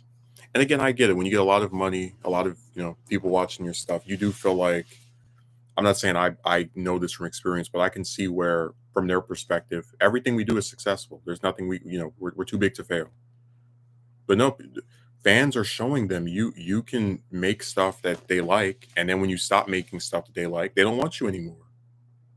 That's just how businesses ran. You can't expect the people that like your stuff to just infinitely put up with being punched in the face metaphorically by not being given what they want and then being like having all this sludge thrown their way. Like I see people clamoring for again another Hulk movie.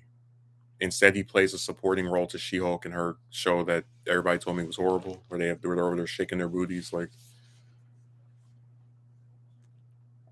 I see people excited for another Fantastic Four movie after so long, after to wipe away the stain of that 2015 film. But instead of them trying to rush that out, oh here's Captain Marvel 2. I saw some people who were kind of curious, like, hey, what's gonna happen with the with Spider-Man after everyone's mind was erased of him, and what's he up to? And then instead of getting a sequel to that 2 years later, like we had been getting up to that point, or even 3 or 4 years later, what do we get? Thunderbolts. Like, it's dumb. It's really dumb. The choices of their choices and what they make are stupid, and the stories they're telling are considered stupid. The box office is showing that it's stupid, but they're gonna keep doing it because once they make a mistake, they keep it going. They don't they double down on their ridiculousness. They just go and go and go and go.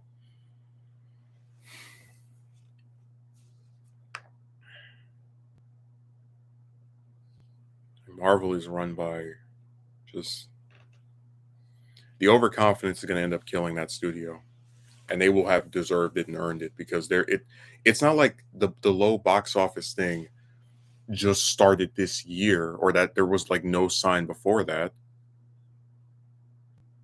You know, people have been talking about the decline in quality of their projects for several years now.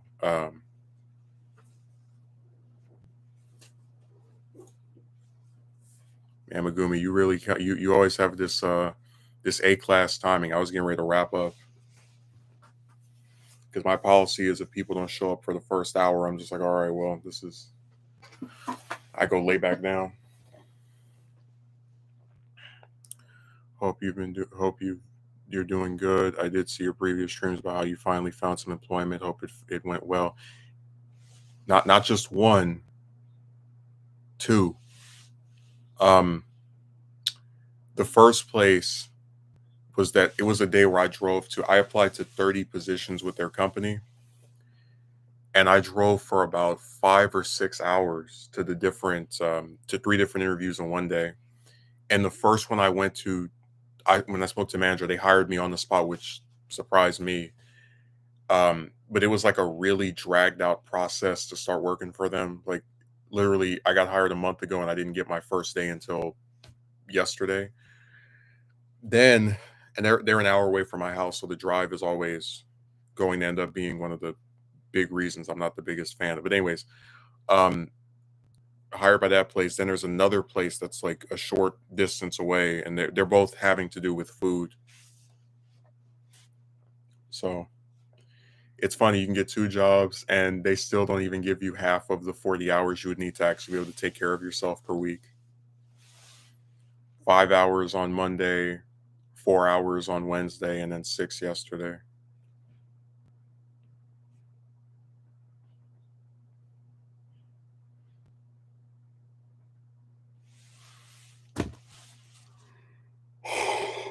Mm.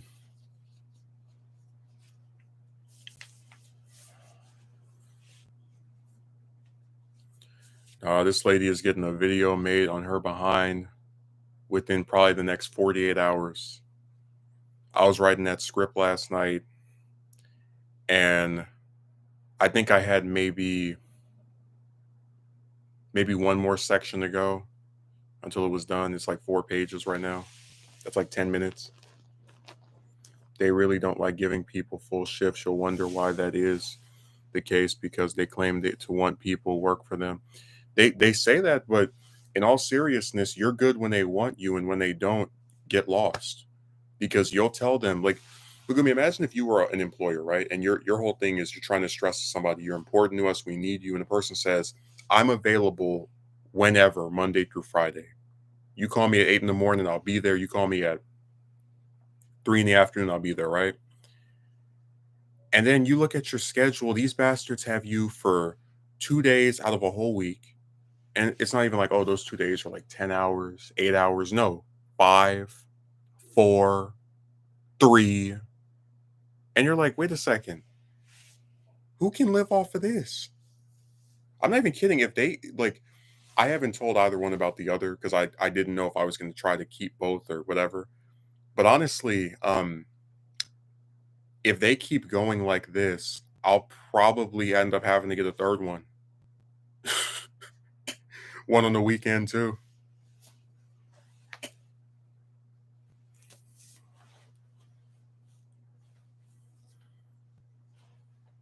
I tell you, man, these jobs are nothing. They're even if they pay you enough to live, they don't give you enough hours to live. So it doesn't matter one way or the other.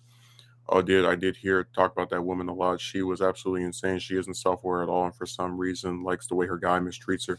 Yeah, she said she was being harassed by her ex. It turns out the ex is the same guy that she that like the only part of that being a lie was that it was her ex. It was like she was always just dating this guy that was harassing her.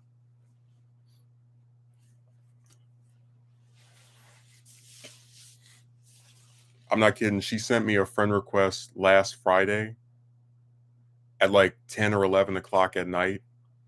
And then we spoke for about an hour and a half. And then after that, she talked to her boyfriend, who was like being a big crybaby about her being in the like online speaking to me, um, for probably about half an hour, and then unfriended me at his request. It's either you or him.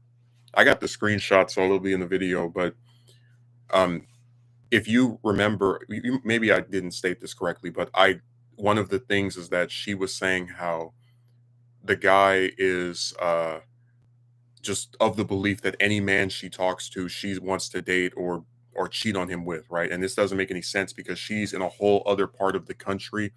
Like Megumi, if I show you where I am in the US, California is like all the way toward the ocean, right? She is on the literal other side of the country. Like I couldn't get to her without taking a plane or some type of other aircraft or I guess the train for several days. So it like it doesn't make any sense for me to, you know, be pining for her. But she tried to frame it as, or rather he tried to frame it as, oh, it's me or him, when in actuality it's him or literally any guy that she talks to, any man. Like it's literal gaslighting. It's let me pretend, oh, if you just stop talking to this guy, everything will be so much better and great. When in actuality, uh, I'm just a stopgap because give it a week, a month, a year, she'll talk to some other man at some point, and what will he do at that point? He'll say, "Oh, this is you need to stop speaking to him because you might be cheating on me with him." So, man, I wish some woman would try to come around me talking about you can't talk to this woman or I'll leave. Go ahead.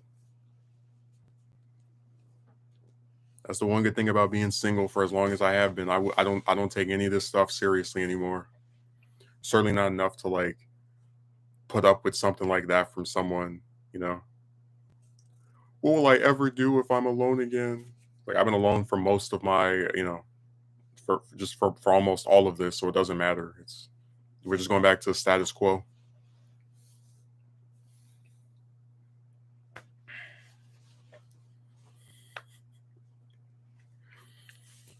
Man, I got that whole script almost done. I was gonna do it last night too, but I just got tired because it was like getting late and I didn't want to go out to my car and record it. Yeah, so any platonic interaction is given romantic subtext by your partner. Demanding your partner can't talk and have interactions with who they want is a form of control. Yeah, and dude, I was gonna make this point in my video. So sometimes partners live together, right? Like you have some guys who will pay for a woman's place that she stays in, their phone, car, whatever. And like if that were their relationship, I could be more understanding of why he has like all of this influence on her. But she lives with her parents. So his control over her is limited to when she sees him in person, when he calls her, and that's it. Like he's not living with her. He doesn't pay for any of her stuff. So she could, if she had like a spine, say to hell with you, and there would be no retaliation. He couldn't do anything to her. But that's why I said like it's crazy to me that a guy who literally does nothing but this, I love him. And I swear to you, man, I had this gut feeling that there was, because I was thinking like it didn't make any sense. Like I know it's easy to, the most blame man of all time after all, but I kept saying to myself, I've never spoken to a woman and she just abruptly starts ignoring me without there being like an inciting incident, like, okay, maybe I said something that was mean or I did something wrong. But guess what? Now that I had that conversation with her, I know the real reason, and it is stupid. And like I'm not as upset with her as I was when I did my like talked about it the first time, because at least in that instance, um I didn't know what the rationale was, but I'm also like still to an extent upset with her because you let this man control you. Like you literally are his slave. Is this a sign of a supposed healthy relationship? And yeah, I totally understand what you mean. Like I said, man, could you imagine if like you're on the internet and you're talking to some woman from let's say Texas, right? Texas is the second biggest state in the US. And you and her are talking about, I don't know, what's something you like? The Raimi Spider-Man trilogy, right? And then your girlfriend's like, Megumi, why are you talking to her in these calls and in these messages? What are you guys talking about? It's like, well, I mean, you can read the messages. We're talking about some movies. Oh, well, it's either me or her. And you're like, wait, what? You think I'm gonna go and fly from the UK down to literally the bottom part of the United States to on some kind of attempted romantic getaway with a woman who, like, dude, I don't even know what she looks like. So imagine in your like in this example, you don't even know what this woman looks like, but your extremely jealous girlfriend thinks you're trying to cheat on her with someone who not only lives hundreds of miles away, but who you don't even know the appearance of. Like literally, this is it's almost like we were talking about like self-parody. There's a level of paranoia I can understand. You know, like let's say you and your girlfriend go for a date. She's staring at some other man, talking to him in person. Like that's different because it's in person. But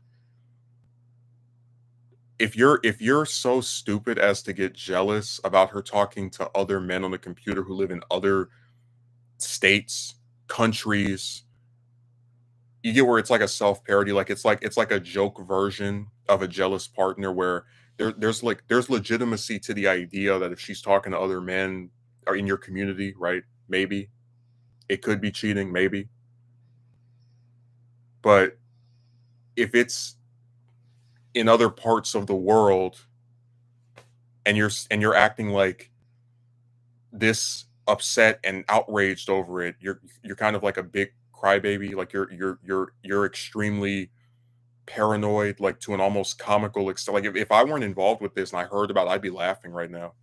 I'd be like, this guy really thinks that she's cheating on him with some man from halfway across, from literally from the other side of the country that has never seen her in person, doesn't even know what she looks like.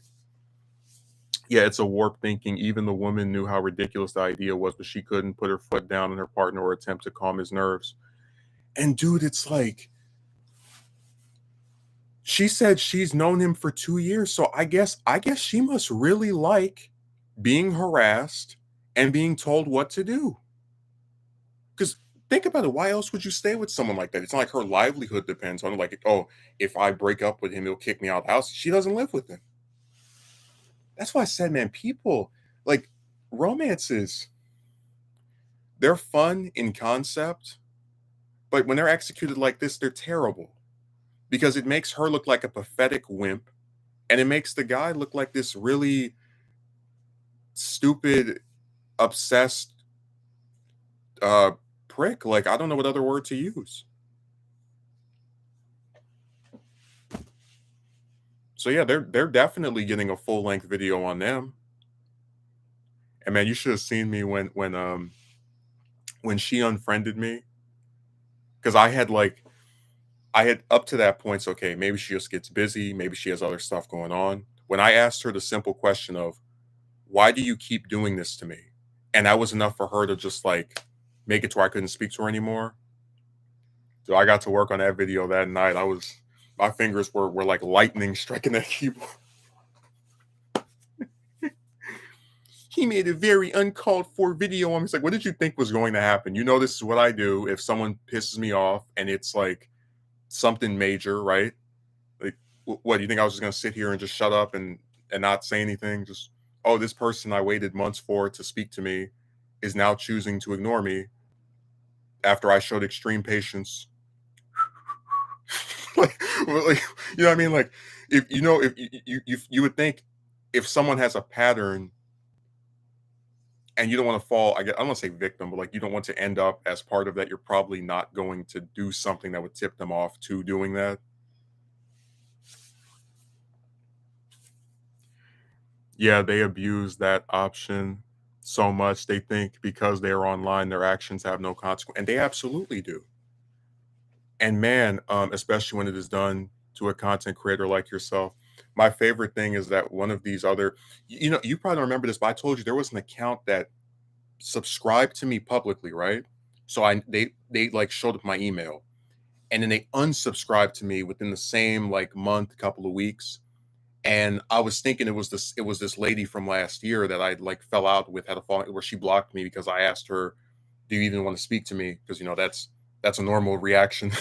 So I thought it was her because she made this. She was into like the same stuff. That lady from last year had a bunch of different accounts, not like alts, like pretend to be somebody else, but like she would delete her account and then start over, or she would use one account and just jump to another one.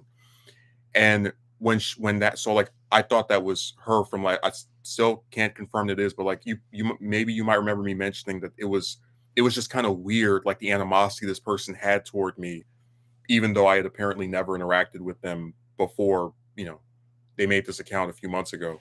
That person popped up on her like on her channel, and when they were like talking about me on the community tab or whatever.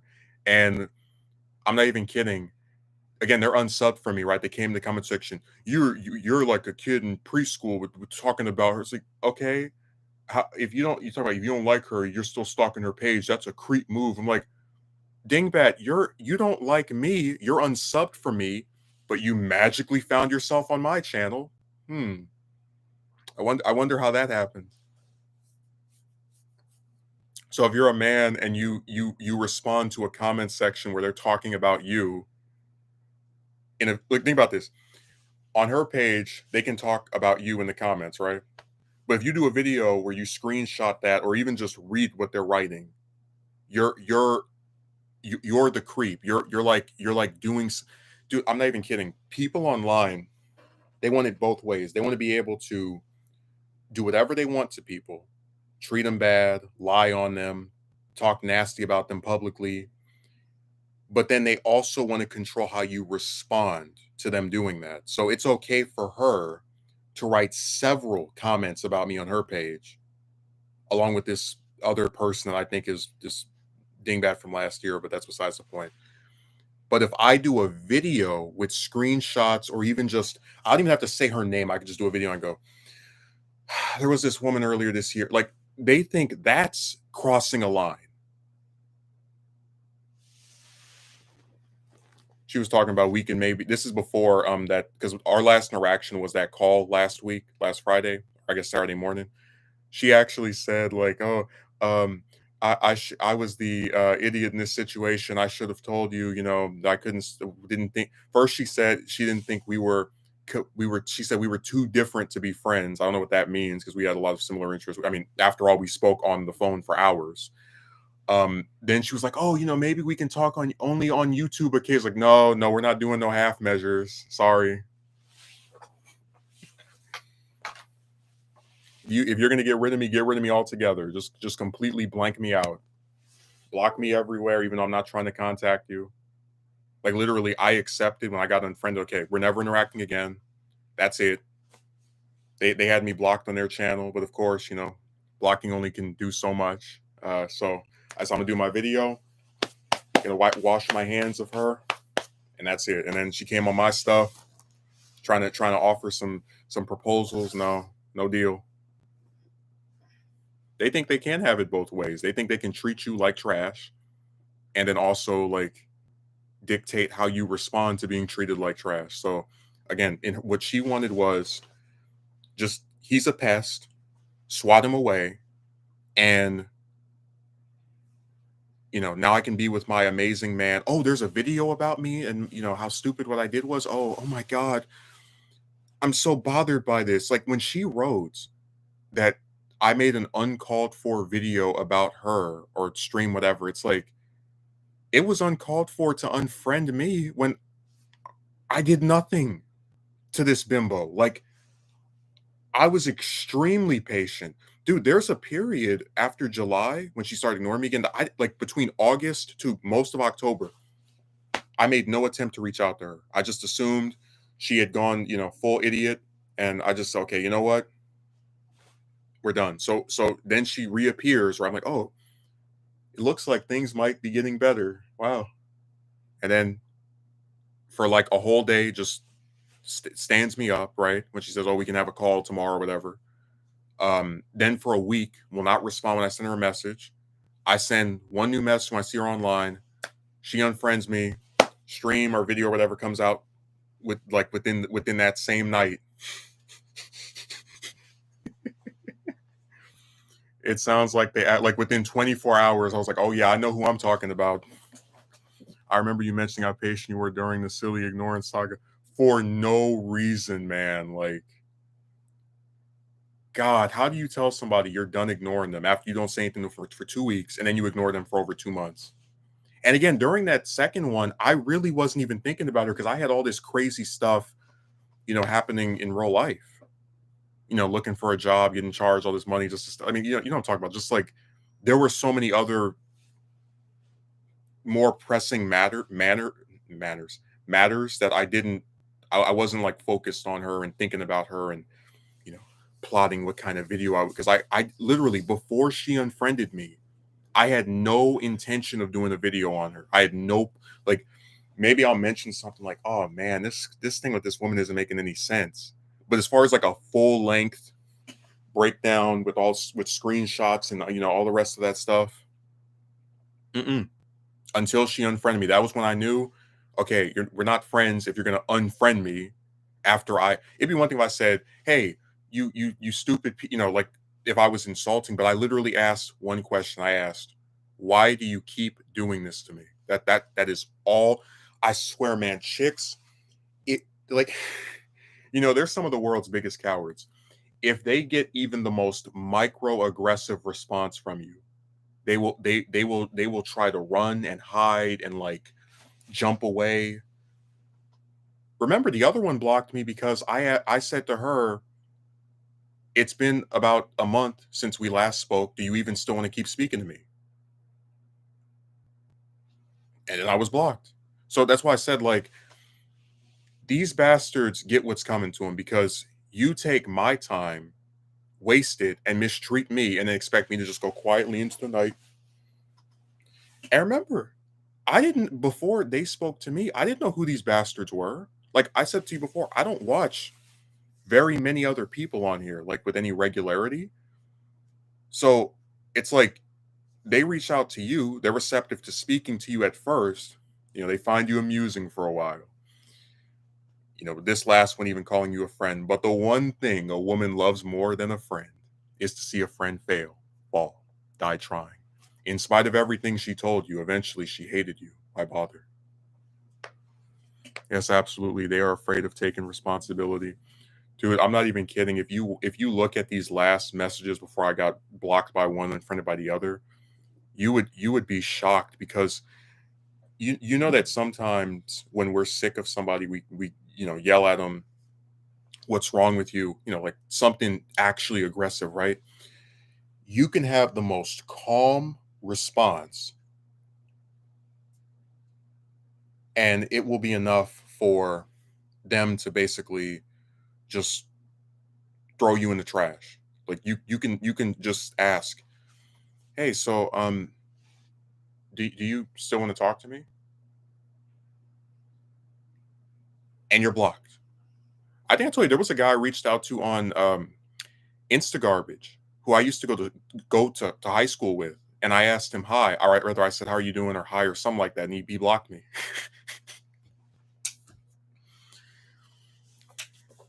I told you, man, you can be blocked for saying for like literally just inquiring how someone is doing. I'm not even kidding. Like don't be nice online. They will eat you up and spit you out. Trust me, I get blocked by a lot more people who say they like me than by people who don't like me. The people that don't like me will show up on my stream and write something crazy and keep watching year after year, even though they say they think I'm so stupid, etc., etc. The ones who say they like you, you're like milk. You age very quickly, and then they dump you. But it is mostly weird women that do that on the internet. I have to admit, like the ratio is way more chicks than the other. Yeah, extremely backward. I said she's even worse than the one from last year because the one from last year, the one thing I can give her credit for is that she never called me her friend, right? We spoke for like a month or so, and then she just got really distant from me, and like I'm not even kidding, man. Every time my phone would show a notification from Instagram, I was thinking, oh, that's her finally responding, saying hi, how you doing, etc. Nope. Every month, nothing. Just more random stuff on that site. And I got sick of it. I was like, but I still didn't really take it on because I asked point blank, so like it's been a month. Do you still want to keep speaking? You haven't spoken to me in this big duration of time. And it's like that was enough to send her over the edge. And she got mad that she apparently that she got a video man and said, hey, you blew up in my face. Now the video is blowing up in yours. I don't feel bad about making a video about any of these stupid chicks because my thing is You waste my time, and then you get mad that I talk about it publicly. I'm like, again, they want to control how they respond to you, like what they do to you, but they also want to control how you respond to what they do to you. They love abusing that. They do. They love taking that button, and then all their problems are gone. Actions do have consequences. I mean, look at Jove, right? He wasn't thinking when he left those stupid comments on that stream to even get 100 views that the video where he got screenshotted would get over 1,000. Like, but it did. He's always going to be remembered mostly for the triangle scam because he's a big proponent of it. You want to come here talking about you are not acquainted with boy girl interactions. Like, dude, neither are you. That's why you're single as well. And I tell you, they always act like they're writing something new. You know, like it might have been her boyfriend. I'm not sure. She thinks it might have been. She were like, again, neither of us were sure, that left a comment about you're a creep or stop being a creep or something to that effect. And I simply said, I didn't say this to him because I just, blocked the account, but, was leaving the comments about how, oh, no wonder she doesn't like it. It's like, guys, listen, Megumi, you might not be familiar with this, but if you actually look at my about tab, it confirms I've been on this website for over 15 years. YouTube wasn't even fully 3 years old when I joined it. So there's nothing that anyone can write on here about my personality, appearance, whatever, that has been written before. It's all the same old crap that's been around since like 2009 and 10 and 11. The only slightly newer stuff is the romance crap. But even that, I mean, you go back to the, you know how guys are. Oh, you probably don't have a, I mean, they've been doing that since I was a kid. It doesn't matter.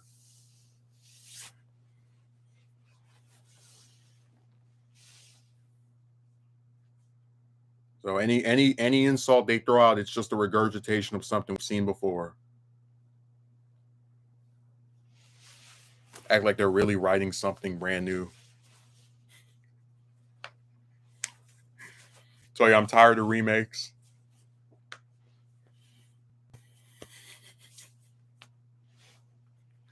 That was my favorite review of the Dragon Ball Super Universe 6 saga, was the guy that said it was a poor man's version of the which arc is that, the 21st Budokai. like I'm just imagining you watch the Tien saga, right?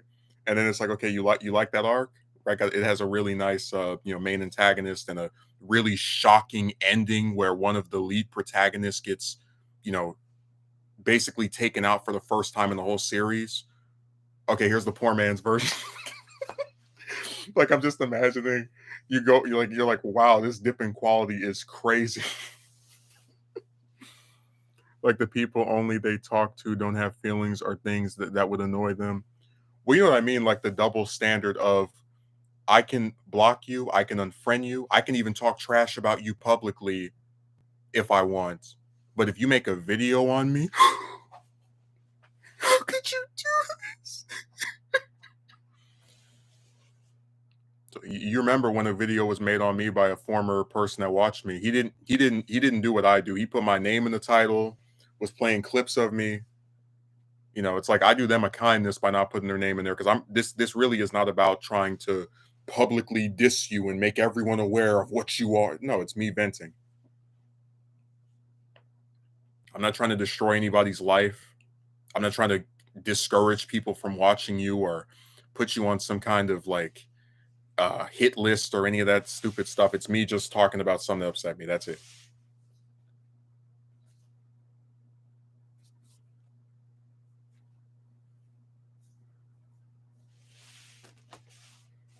That's why it's so funny when they push the whole like. I remember there was this one woman. She's like, "You're only doing this so you can make videos about the women and get." It's like, no, no, no, no. I really, like, if I wanted to make more videos, I would just still keep talking to them. Trust me, there would be a lot of content you could get out of, like, just if you just speak to women for the purpose of eventually they're going to stop liking you, and then you do it. Like, I'd have a lot more videos about them if I wanted, but I really don't talk to that many of them that often. And a lot of the interactions I have with them are so minor that they don't warrant me getting like invested enough to like sit there and write a script.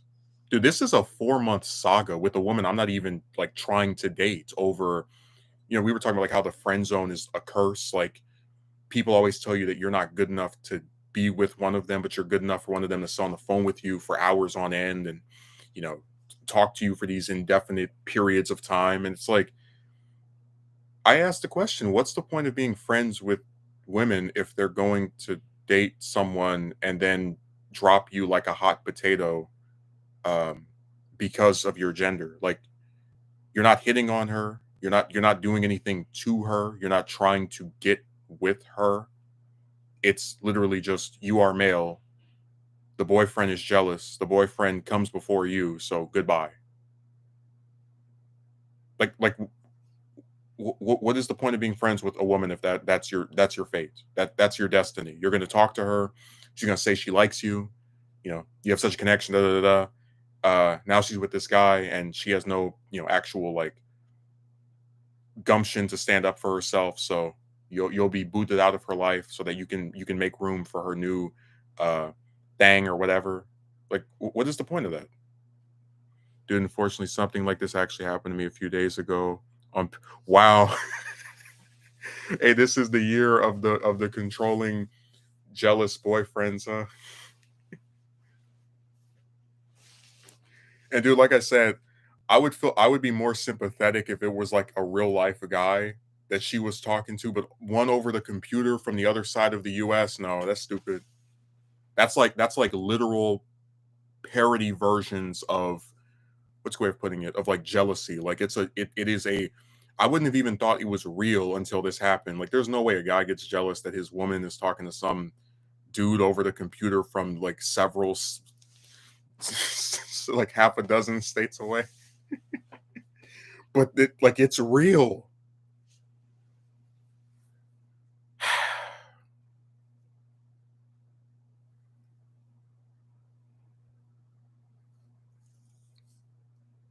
I just can't believe it, man.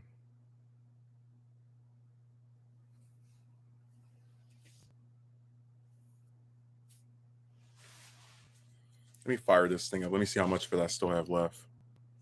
Uh,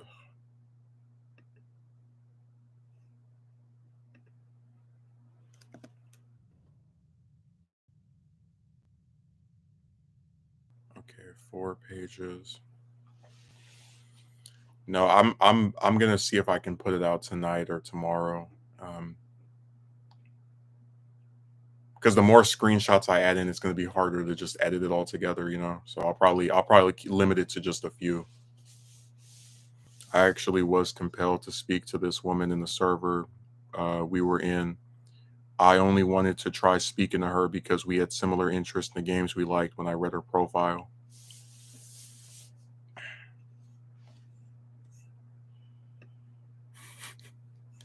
Kind of reminded me of somebody else. Because apparently having similar interests with a woman now is like the same thing as wanting a date. Like, and it's funny that I was going to make this point of how there were chicks I spoke to online for the purpose of trying to eventually date them, and it didn't work out. And like now it's not working out. But the twist is that it like it's really someone I don't want to date, like at all. That you're being accused of wanting. Like it's really stupid. Like it's been inverted in such a way as to make it's kind of like what's a good example? Um, let's say you apply to a fast food place and you go there, for an application, they don't hire you, whatever. And then like maybe you go there a few years later after you've been hired somewhere, just like as a like, let me see how their stuff is now, right? And they remember you. They're like, oh, hey, you can get a job here. And it's like, no, I'm here again, yeah, like I was before, but this time it's not to get a job. I don't care anymore. Like it's that same thing of this would have been so much more impactful several something years ago when I was like a key reason I would talk to all these different chicks online, but now I really don't pursue that with any of them. So they're all just either directly or indirectly being used as ammo to like make me miserable. And just from her short replies, I could tell she didn't want to talk to her. Talk. I was aware she already had a boyfriend. Oh, they always do. And dude, that's the part that gets me. Like, if the boyfriend is so great, why do you need to speak to me? Like, I'm not gonna, I don't have any recordings of her, but it's like in the call, she sounded like all like very repenting of what she did, which is why I thought, maybe this is gonna be like the thing that finally breaks the camel's back. Like maybe this is where she'll actually start to change and stop doing this nonsense. But it's like if the guy is so terrific, oh, I love him. Why do you need to talk to another man? And when I say that, I'm in no way suggesting a person shouldn't have any friends as long as they have a partner. But it's like, if anything, that should confirm to you, yeah, the partner is really not as cracked up as great and amazing as you make him seem like. Because man, she spoke to me for hours, you know, and it's like, if the guy's so great, why aren't you talking to him? Hmm? So that's always the logical fallacy of that boyfriend stuff. Like if the guy is so terrific and amazing, and oh my lord, he's so fantastic, and I just love him, then why do I get them speaking to me for these prolonged periods of time? I merely wanted to discuss about games we liked, but she was accused me of attempting to ask her out after I asked her how she was and what she liked about the game. Well, yeah, didn't you know that when you ask a woman if what she likes about a game and how she's doing, you might as well be asking for her hand in marriage? I mean, what a sick thing to ask somebody, how they're doing and what they like about something that they like. That's crazy. I agree with her. Shame on you. I told you, man, you can't even. I was actually doing my they have like a harassment seminar for one of the jobs, and they said on there that one of the things involving harassment is staring. And I said, there's a part in there about excessive hugging. There's a part on there about like, making obscene comments, but I just for the life of me, I couldn't imagine that looking at someone is harassment. Like just doing this.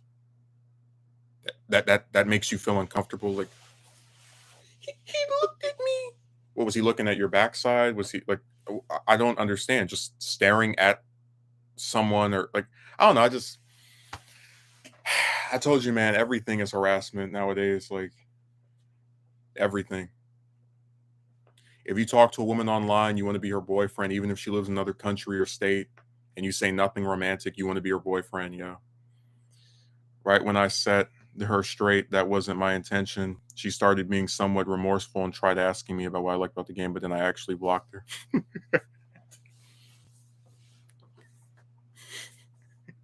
Oh, they like doing that where they try to pretend like they've had like a learning curve or some kind of character development. Same thing happened last Saturday.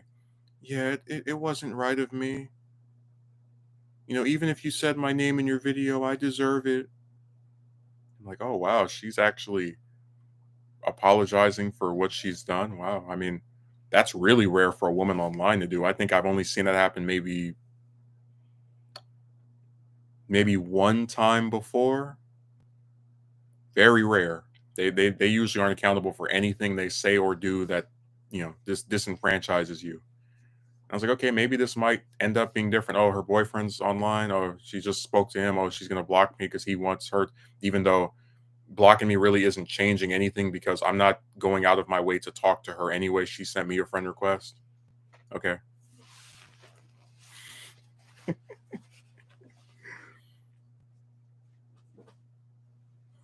Yeah, that's not happening. I'm not putting up with any of that. Nobody's accused me of trying to hit on them and then try to talk to me as if everything is fine.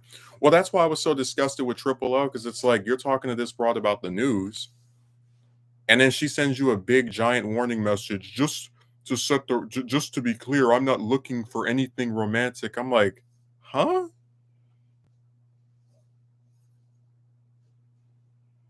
It wouldn't have been bad if you were. It's like, apparently, it would have. I like again. I have never once had to, while speaking to a woman, send her some giant paragraph or even like a warning message. I am not looking to become your boyfriend. Like it's really weird that you bring it up to like, whatever. I just They can justify any stupid thing they do. That is them. I'm not even kidding, man. Like you could go up to a woman and like let's say your job is you're like a salesperson, right? And they'll be like, "Why are you asking me this?"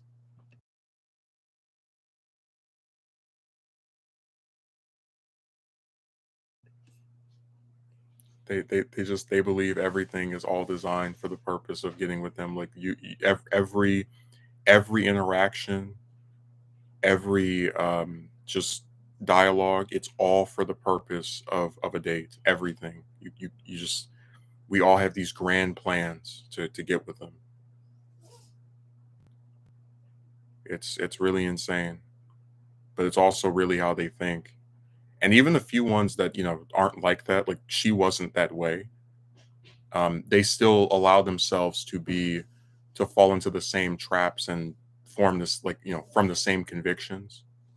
I hate that so much, all because you're a guy.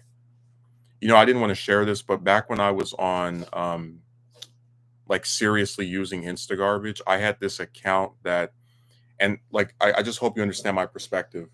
It had a female character's name, and I didn't say like what gender I was. So a lot of the women I spoke to thought I was a woman, and like I didn't correct them or pretend to be one.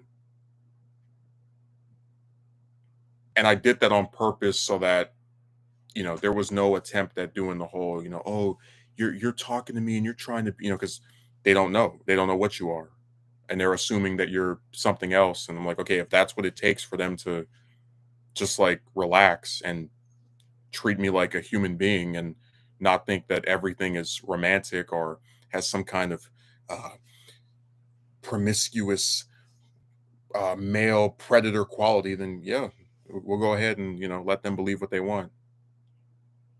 So I hope you understand my logic there. It's not about catfishing or trying to like purposely convince someone that you're something else, but if they just assume it, I'm not going to correct them, because if I were to uh try to like be more forthright with what I am, that might, backfire.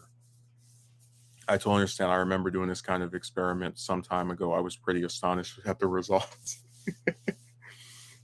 Well, you know what I mean? Like, if people weren't so accusatory and just kind of like always trying to pretend that if a man private messages a woman, it's like some romantic nonsense, I would have no problem, because I'm not ashamed of, just being myself. But if I am by default going to be accused of something I'm not doing, not because of my actions, but because of my gender, I'm probably going to recede into being something else, so that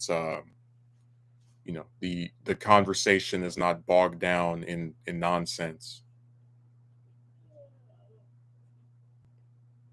So that's a byproduct of their crap. Why are you messaging me? Do you want to date me? No, I don't.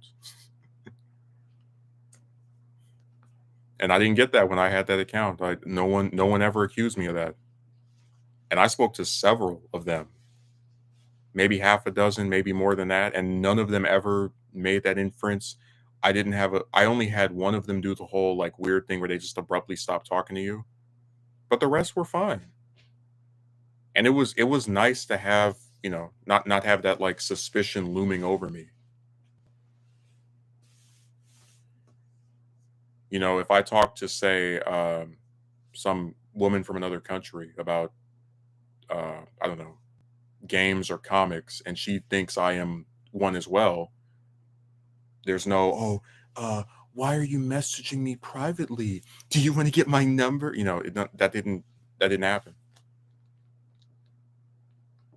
And again, you don't go out of your way to say I'm a, this, but when they assume that you are, don't correct them, because a lot of people love assuming things. Like they they just don't care, man.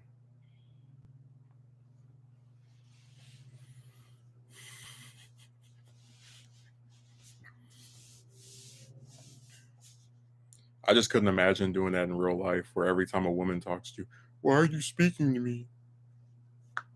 I'm so scared. Please don't ask me for my number."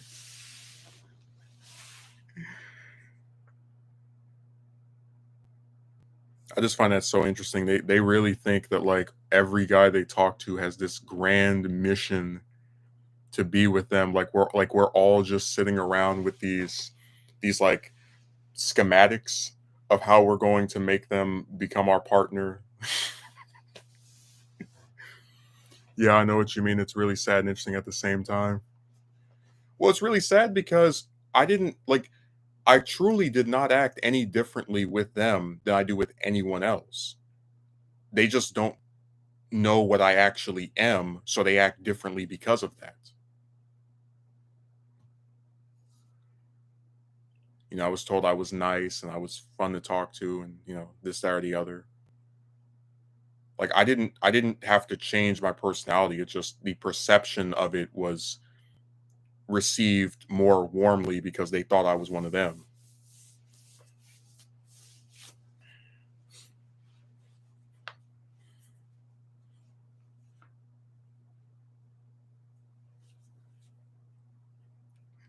I tell you, it's so sad that people, like everybody always talks about, like, oh, women are accused of being dumber or of, not being into like, stereotypes. Like, well, hell, I mean, that's kind of the way that people perceive, like, there's a lot of assumptions that get made toward a man if he talks to a woman. I mean, not even just by third parties, but that's why I said the triple L thing has stood out to me for so long because I never, out of all the chicks I had spoken to up to that point, I never had one of them be so brazen as to like send me this message where they're like, "I don't want to date you." I didn't say that you did, and of course she was full of crap because I told you that I have proof that she said during our conversations, in case of our friendship, our possible relate, like, using like coded language that indicates that she might be interested in dating you, like, on purpose. Like, it's not a slip of the tongue, it's not something she corrected herself on. Like, she said things like that as a means of, trying to, I guess, get you to believe she wanted to become closer to you for some ultimate purpose of going out or whatever. Like, that's why I say a lot of them use, they always they like to again have both, have it both ways, right? You have the ones who, like her or the Dear John letter writer, where they use coded language. I'm like Dear John letter writer. I'm trying to like you or whatever, to hint at the idea of wanting something romantic, and then to like, so they can backtrack out of it whenever they feel like it.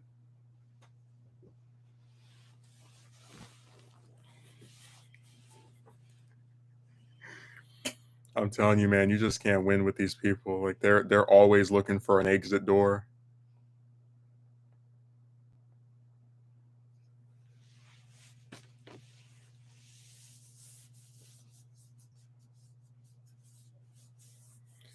But yeah, if she talks to any man, her boyfriend thinks she's trying to date him. It doesn't matter if it's this one or the milkman or the mailman or Vince McMahon. She's always convinced that, or he's always convinced that we're all like scheming to be with her. Imagine investing like 3 or so years into one just for them to back out like that. Well, that's why I'm so fascinated by how, I was never this demanding. How are you supposed to react to it? Yeah, because it's like, remember, in July, I spoke on the phone with her for at least 6, 7, 8, 9 hours. And you spend all this time talking to someone just so they can, throw you away. And then what, you're supposed to go and like start up with another one and hope that that person is not dating some guy that, is going to be like the behind the scenes reason for why they can't talk to you. Like it's nuts.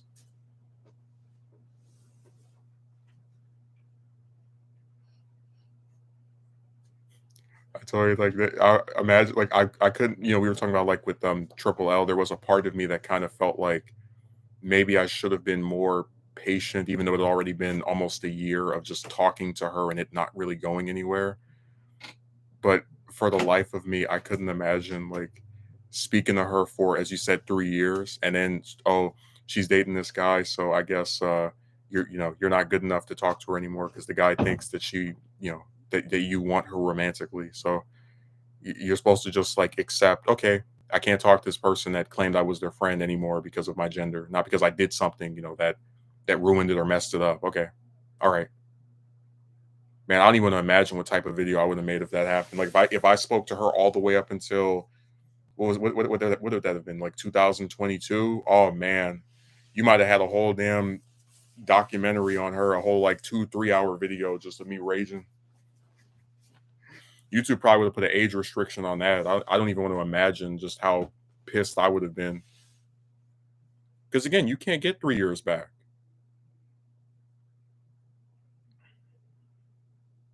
That's why my patience for these chicks is not it's not what it used to be. Like when I was 16, 17, 18, right? Going on Reddit and the little R for R section, all these different chicks. Oh, why won't a man talk to me? I was a lot more open to it, but now I just don't care. Like I wouldn't be able to fathom the amount of frustration you'd have to anyone really. Dude, honestly, if it was that bad, I probably would have like multiple voice recordings and screenshots and I mean, because it's like 3 years, man. And that's why I said the friend zone is so obnoxious because what if I was some guy that was pining for her and thought she was the last hope or whatever? Then I would have wasted all these years for nothing. And then you would have these stupid bastards who weren't like, you thought you were entitled to her. It's like, no, you were led on by this broad and you accepted the whole like friend thing, whatever. And now you're even getting burned on that.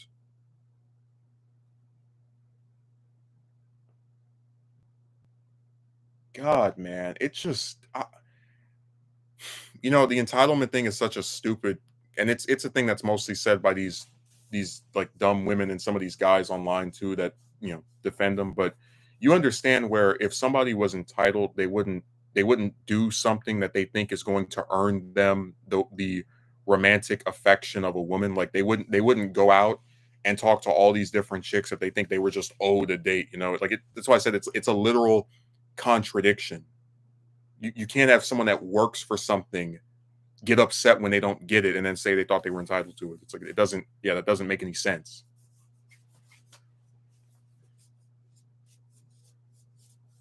That's why they always want to control how you react to something. Like, yeah, she would have the right to, after several years of talking to me, say, I don't want to be friends anymore, but I have the right to get pissed off and do a video and talk about how stupid she was for like I have the right to do that.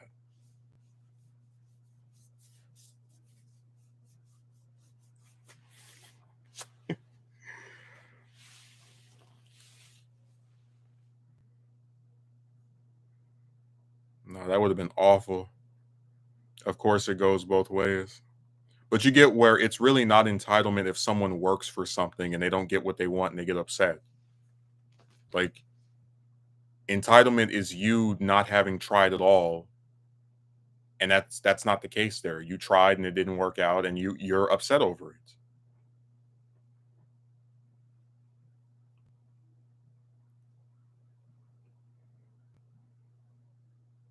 Like I said, man, I don't think you'll catch me trying to be friends with a woman again after this. I think this is really it. Like the romance stuff was already dead, right?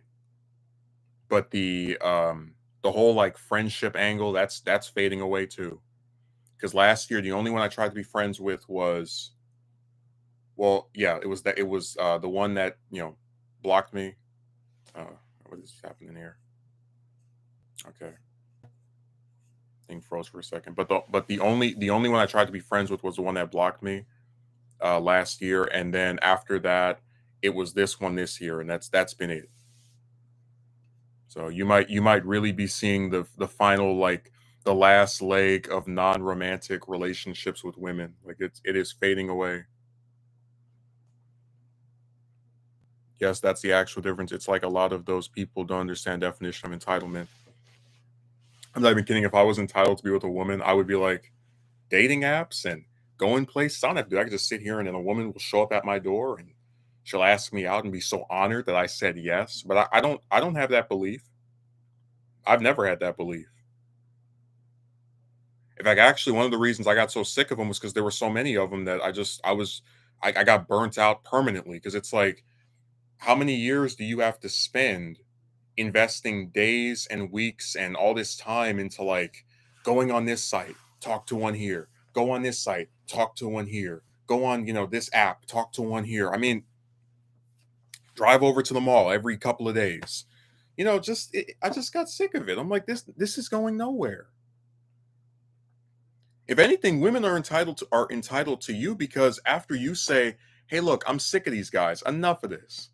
You have people telling you, "Oh, you need to keep trying. Uh, how can you expect to get one if you don't even try?" It's like, how much longer do you have to try?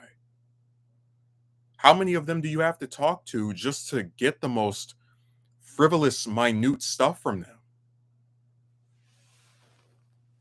I would say the actual entitlement is from chicks. Like chicks are the ones that sit here and think that you're supposed to like bend over backwards to try and date one of them, and if you don't date them, then there's something wrong with you, or you're people accuse you of being another orientation. It really comes from the other way around. Like it's not the guys doing that, at least not on my end. But isn't there just a certain point where everyone just gets fed up with something, like just tired of it? Like, okay, I get it. They don't like me. Okay.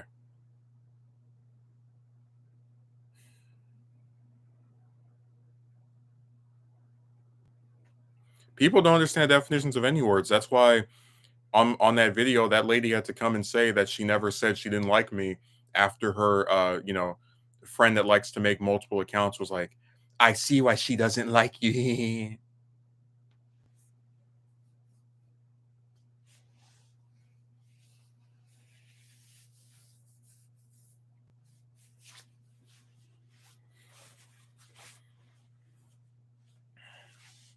Of course, that's a natural reaction after playing this saga out for so long.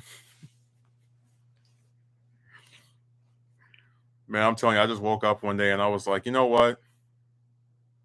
All these different websites haven't done anything. All these times I've gone to the mall and to the grocery store and to the wherever and approached one. I think I said to you before, there was a time where I got picked up by an Uber and I asked the woman that was sitting next to me for a number and I felt so uncomfortable and like immediately regretted doing it because people always talk about like, you have to try, but I didn't feel good asking someone who, I mean, like, she's not my first choice. She's not, certainly not bad looking, but it's like even with one I thought, maybe if I ask a certain way, phrase it this way, it's like they're not receptive.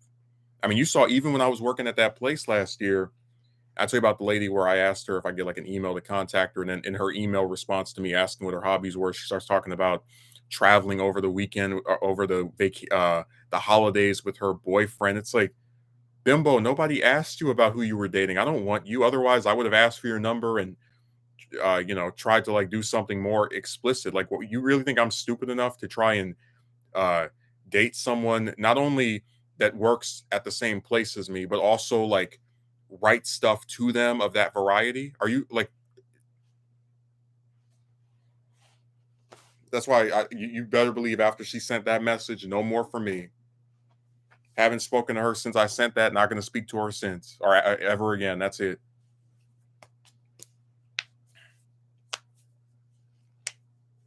Her traveling with her boyfriend. I couldn't care less.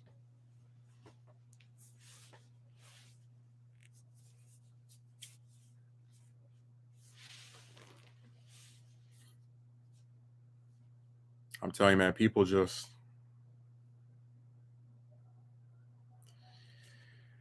I don't know what's wrong with them. They're always there. Everything is just backwards.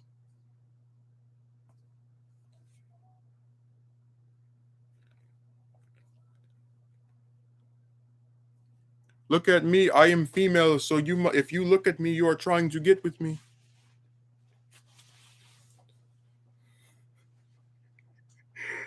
I tell you, man, like the biggest mistake I ever made was even like not knowing that chicks were this bad. If I knew back when I was like 13 or whatever that they were this awful, I wouldn't have even tried. I would have said, okay, I'll just limit my interactions with them to the pay girls in Vegas, and that's it. If I get really really desperate or like want to experience it or whatever, it's like they get these weird ideas in their minds just from talking to you, just from you talking to them. Every topic somehow is given a romantic subtext. You could ask one of them, uh, again, like as you said, if you about a game and it's romantic, about a movie and it's romantic. Asking someone about the game I know we both like, and that translates into me asking if she wants to date. I bet you didn't even know what she looked like, probably, huh? And they think you want them.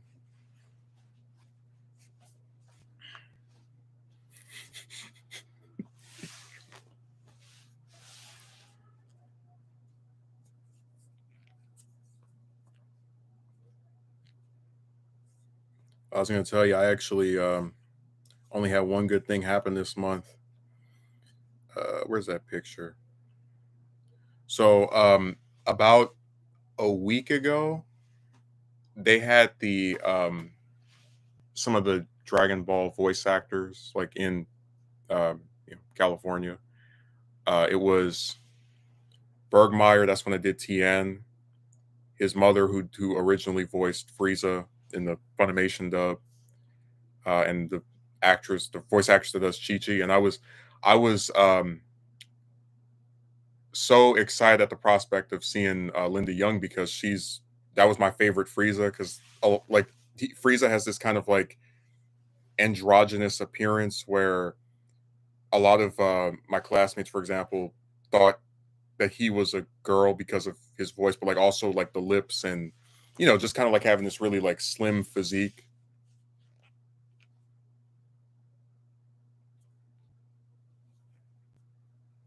So it was nice to go over there and see him.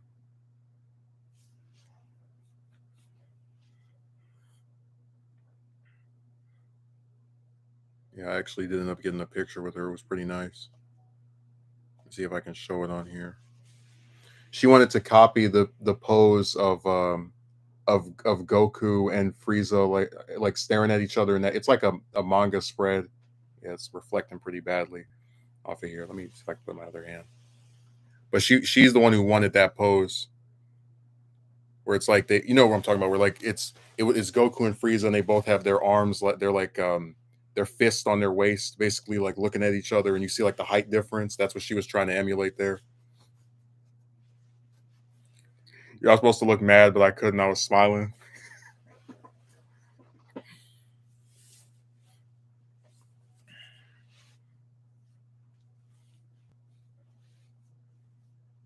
The only thing that was pretty lame is that they started the event at 11 o'clock, and the three voice actors like went to get something to eat. They didn't come back for an hour, and it got so bad that the guy who was running was like, "Okay, they're coming back in 10 minutes. I promise." He saw we're getting irritated.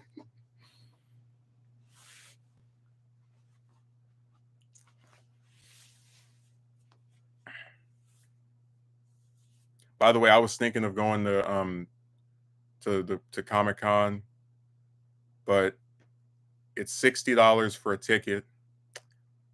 Then if you want a picture with a famous person that's there, it's like, oh, did she charge you to have the? Oh, yeah, they always do all of them every time, and it's always at least 40.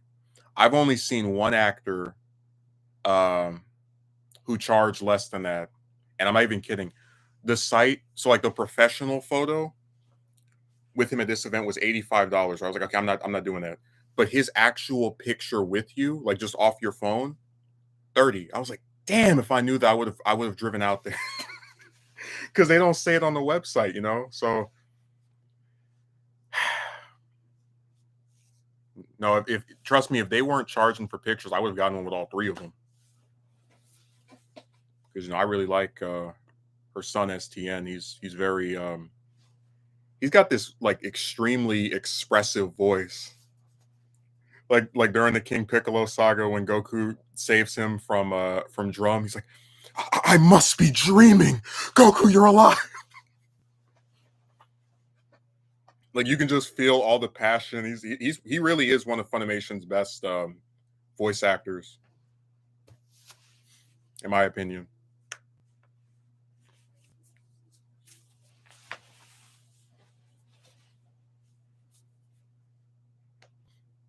No, if they weren't charging, I would have gotten one with him, with Chi Chi's voice actress. Trust me, I would have had all three. But hey, 40 apiece. I said, okay, I gotta pick one. I'll go with Frieza.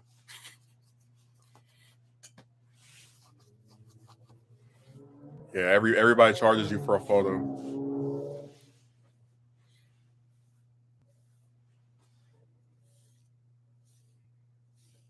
at all times, every time.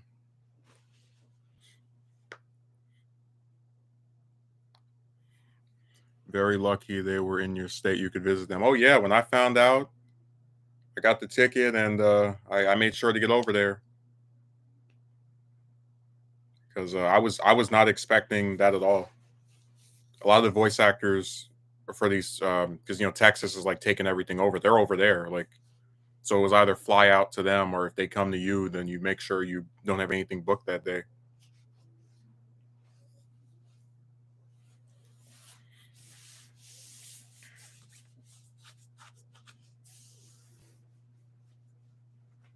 I tell you, it's so crazy that they redubbed Kai with Chris Ayres. That's the other Frieza voice actor. He passed away about a little bit over a year ago, and because they won't redub the original Dragon Ball or GT because they're not as popular, that means you go if you watch Kai and then try to watch GT, you're gonna still hear her as Frieza during the Super 17 arc, and Fusion Reborn as well.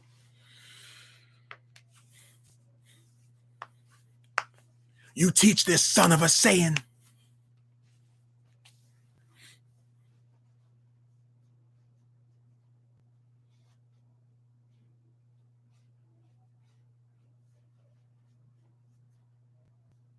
I'm telling you, if they still had her as the voice at this point, it would be really nostalgic. Like,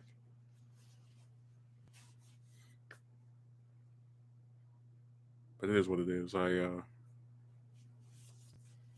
I mean, I enjoyed Chris Ayres. It's just that I preferred hers because it added to like the whole otherworldly nature of Frieza, where it's just this like it's this male character who doesn't really look like the other males in the series. That kind of Do you like Gohan's voice actress from Z? Oh yeah, Stephanie. I never can pronounce her last name. That it's like Nadalny. However you say it, but yeah, she was great. That's actually one of the biggest problems I have with Kai. I thought she was good as Goku as a child and as Gohan, and I was really upset that they recasted her because I like the voice. It didn't bug me as much in Super because both Goku and Gohan are adults by then, but they have a flashback to the original Dragon Ball in Super where they have her replacement voice Goku, and it is off, man. But like the sad thing is, if you watch the original, like the Japanese version, it works because it's still Nozawa. But in our version, we got all these recasts, and this person plays this other, it's crappy. I tell you, man, the voice actors in the U.S. compared to Japan, it's night and day. Japanese voice actors are given so much distinguishment and praise and honor. Like Japan treats its art, its mangakas like geniuses, and then it treats the people that voice act with complete respect. That's why when they did that Son Goku and Friends Return special, Tien wasn't in it because his voice actor had passed away. Like that was out of respect for his VA. You would never get anything like that in America. They go right ahead and pluck somebody out, and there you go. It is a huge shame because it's like she can still do the voice. I've heard her do it. And dude, when they had Clickenberg, how you pronounce her name? Clickenberg, Colleen, whatever you want to call her. When they had her play GT Goku in Exuniverse, man, I really missed her. I was like, damn, that's the main character of that show. and you don't even have the voice actress reprising it for at least that. Oh man, she sounded like she had a frog in her throat.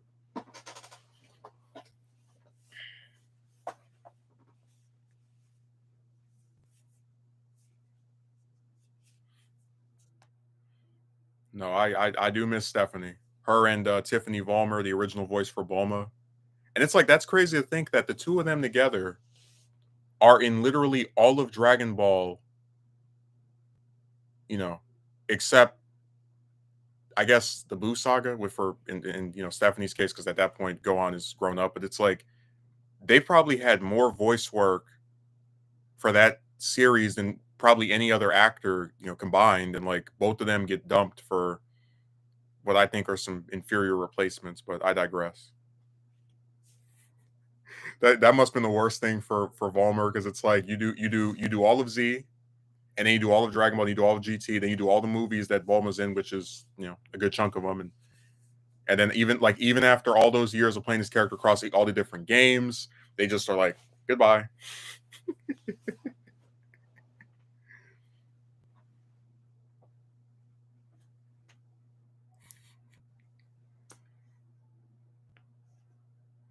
It is a very huge shame. I wish voice actors had the respect in America that they do in Japan, because none of that stuff will fly over here. Once you get the role, that's it for life. Over here, they'll recast you just left and just whatever. Who cares?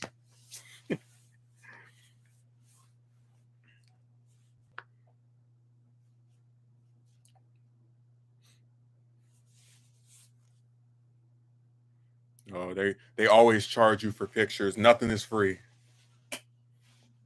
Megumi, you don't know this, but you're actually being charged for this stream right now. Like as you're writing comments, 10 cents is being removed from your bank account with each comment.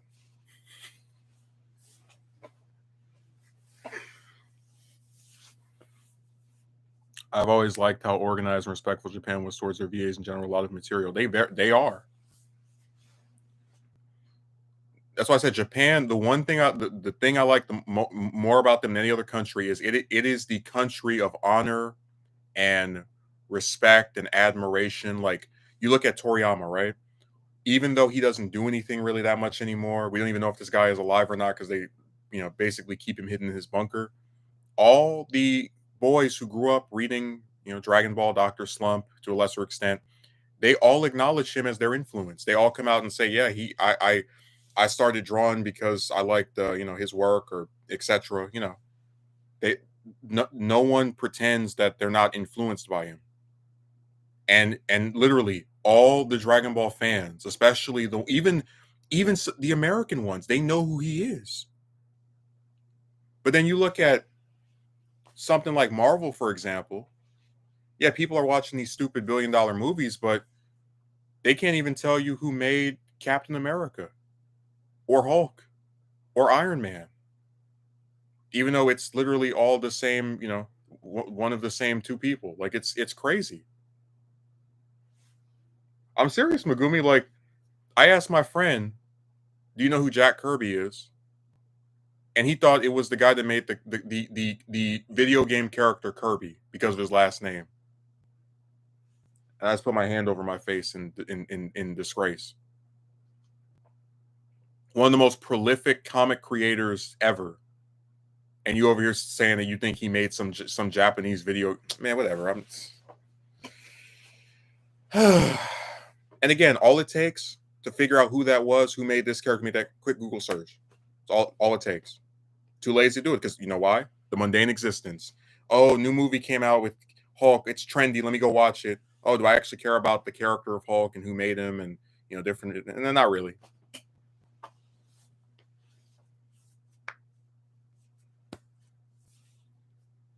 So in Japan, they don't have any of that. They know who made their stuff. Yeah, that's literally all this is. But you know what I mean? Like, isn't it sad when you like if I'm passionate about something, I'm gonna know at least the most basic of people involved with making it, right? You would think. Certainly, the fans of this Japanese stuff over here, they know the voice actors, they know the different dubbing companies. Like we talked about Ocean, Funimation, Harmony Gold. They know all like all the different syndicate. The people who are like really into it, and then even the ones who aren't really into it, but just like the series itself. They have a favorite arc. They rewatch it. They talk about it. I tell you, there was a dark age with Dragon Ball where between '96 to like 2009, all we had were games and like a little One Piece crossover, and that was it. And people were fine with it. They still talked about it. They still played the games. They kept it alive. And because they kept it alive, it came back with a very crappy live action movie, then a basically watered down version of Z, then a new film, right? New animation for the first time in like 15, 16 years. Then another movie after that that was, I don't think as good, but whatever. Then a full length show and a manga that's been running since 2015. So, it's like that was because of dedicated fans. It wasn't these little trendy bastards that go, "Ooh, new Dragon Ball thing has come out. Oh, what's your favorite arc? That one from Z." So like, people like you'll be surprised how many people they just jump on something when it's new, and if it's not new, they just completely abandon it, throw it away, whatever. And it's really sad because it shows you they were never really fans of it to begin with.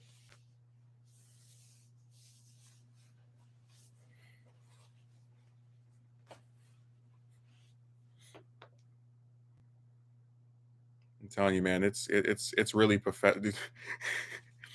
I'm embarrassed sometimes. Like I don't even like the Kensenshu form, but the people that are on there, I would say they actually like Dragon Ball. They talk about the arcs they like, the designs, whatever.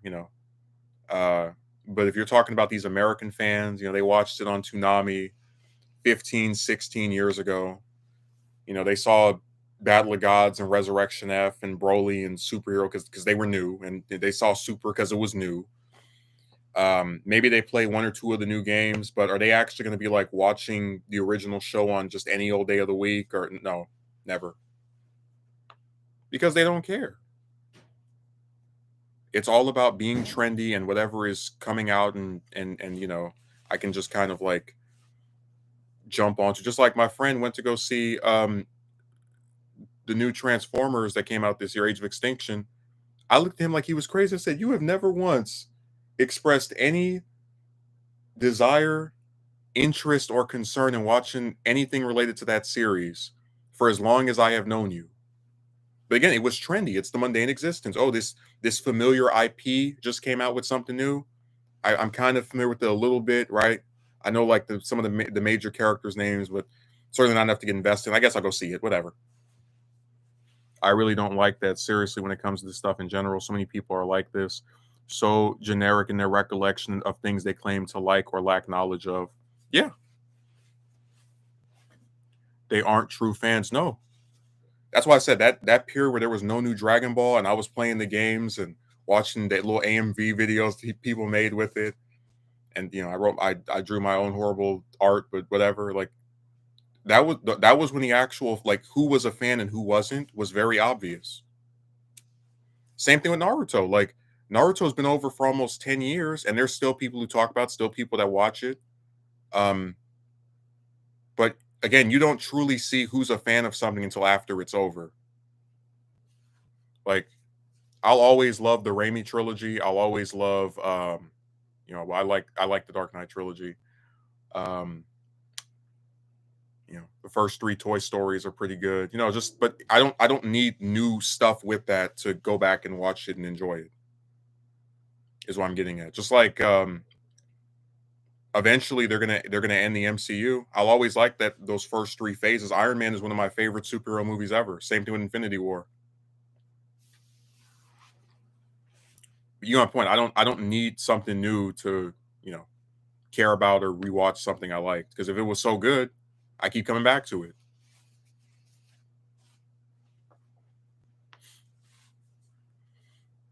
No, there's a lot of people they only like this stuff if they think they can either make some money from it in the video, the grifters we were talking about, or if it's a new trendy thing that they think they can get some attention from, or like jump on the bandwagon of, ooh, new Dragon Ball show. I know I remember Dragon Ball and Super Saiyans and Goku and Vegeta. Sign me up. But do they actually like go back and rewatch the series and go, hey, I really like this arc, man. This is good. No, they don't. Just like Linda Young hasn't voiced Frieza since I was a kid. But guess what? Because I like the series and I still play Budokai Tenkaichi 3, and I even just recently rewatched last year all of Dragon Ball from when it starts to the end of the Cell Saga. I went and saw her because even this thing that she did over 10 years ago or 13 years ago, whatever, it still is a part of my life. It didn't just end because she's not voicing the character anymore. I still hear her voice when I, engage with the actual show itself before they, cut it up and made it sparklier.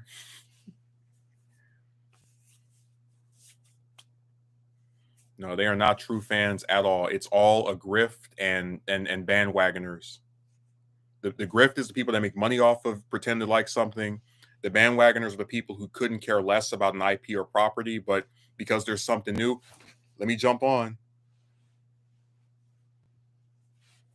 It's really sad, man. Because Dragon Ball, like a lot of other series, deserves better than having fans who only care about it when there's a new thing coming out. Like I love Spider-Man. They could stop making Spider-Man comics tomorrow, and I would still be reading the stuff from the 60s and 70s and 80s and 90s, and even a few of the stuff of the things from the 2000s, right? Same thing with X-Men. They could stop X-Men tomorrow. They're talking about a new X-Men movie. And I would still go and read the original Stan Lee run and then the Chris Claremont run, which is one of the longest comic runs ever. It's like 170 issues, 15 years. All these classic stories, Dark Phoenix Saga, Days of Futures Past, the Joss Whedon run from the 2000s on Astonishing X-Men was fantastic. So I don't need new stuff to like what's already there. Hell, remember we didn't have a new Star Wars movie for like 15, what was it, however many years it was, 11 years. I was fine with that. We had six films that let me put my finger out, six, you can count the other six films I liked, a really nice TV show, a lot of games, some comics I thought were good, a couple of novels I enjoyed, and I was fine with it. I didn't need anything else. So that bandwagon, man, it's a hell of a drug. It makes people pretend to care about stuff, and it's like, to what end? Like I told my friend, Batman Beyond is the best Batman. What's Batman Beyond's real name?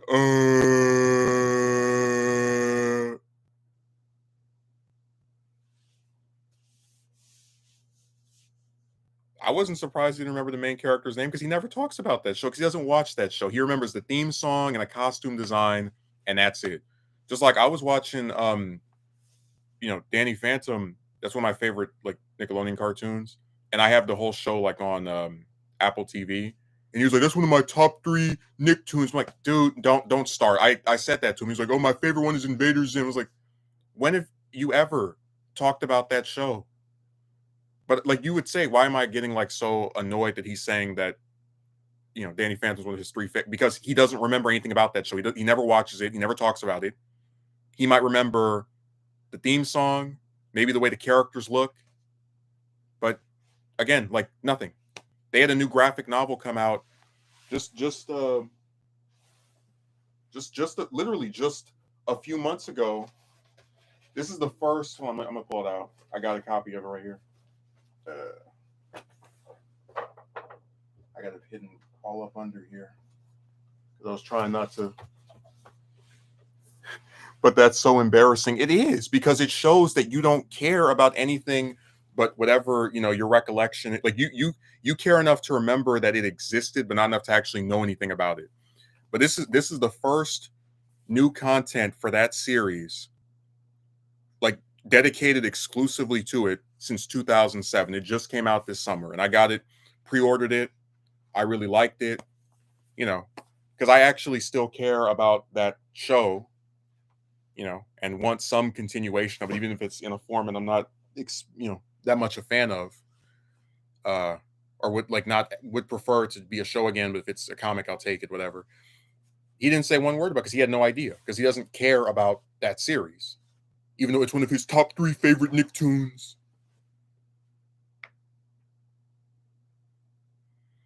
It is very embarrassing, but these people, they have some people have no shame, Megumi. That's what you have to understand. That's why this woman can stay with this guy that tells her who she can and can't talk to.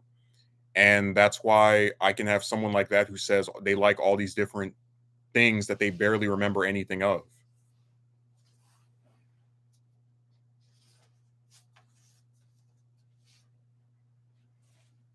It's not real.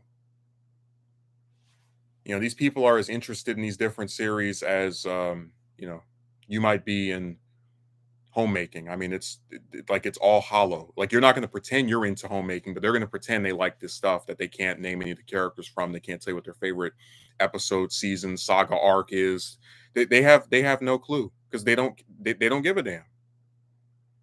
It's just it's a thing they remember from a long time ago to some extent or another, and they liked it so much they haven't bothered to watch it since that long time ago. Um, and now they're just coasting off a memory. And they again no matter how good you say that thing is, no matter how much they might say they like it, they're never going to rewatch it because they don't care. It's all about whatever's trendy and so if in the case of newer stuff it's whatever's trendy, right? In the case of older stuff it's just nostalgia. It's like their memory of liking something versus actually liking it. It would be like if I said to you, oh, I love the Raimi trilogy. Oh, which one's your favorite? The second one. Oh, what happens in the second one? He fights Doc Ock. Okay, what's your favorite part of it?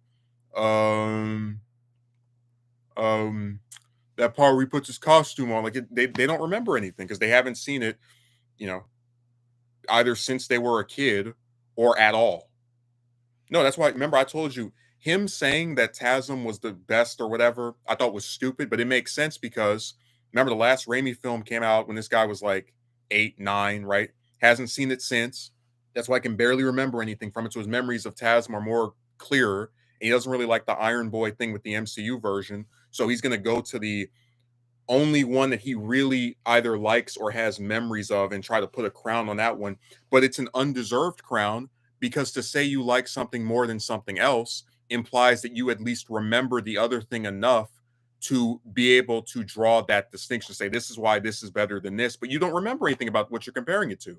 So it's an ignorant opinion, but it's one of the, and that's why I don't take it seriously. But I had assumed that when he said this, he had seen them recently or like remember, but no. So it's just it's trash. It means nothing. It's hollow. Just like when he was watching that series. This series has 13 movies in it. He saw the 12th one, and he didn't like the 13th one. Right? The 12th one was the best one. It's like, dude, there's still 11 more that you haven't even seen. Like, I'm glad you liked one of them, but don't say anything is the best when you've only seen 2 out of 13, less than 20% of the whole damn thing.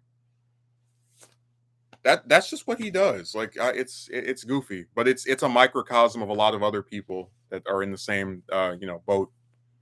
Just all this ignorance, man, just brewing. And again, these people act like they're the busiest folks on earth. Like even in working a job that for 40 hours last year, on the weekend I'd watch movies, I'd watch shows. I mean, they act like they have no time to do anything but sit at their house and go to sleep or watch whatever random thing is playing on TV, talk to their little stupid friend, and go work their crappy job for 8 hours a day. Like that's why I call it the mundane existence. You truly don't care about anything to any serious degree that is not what is required by society.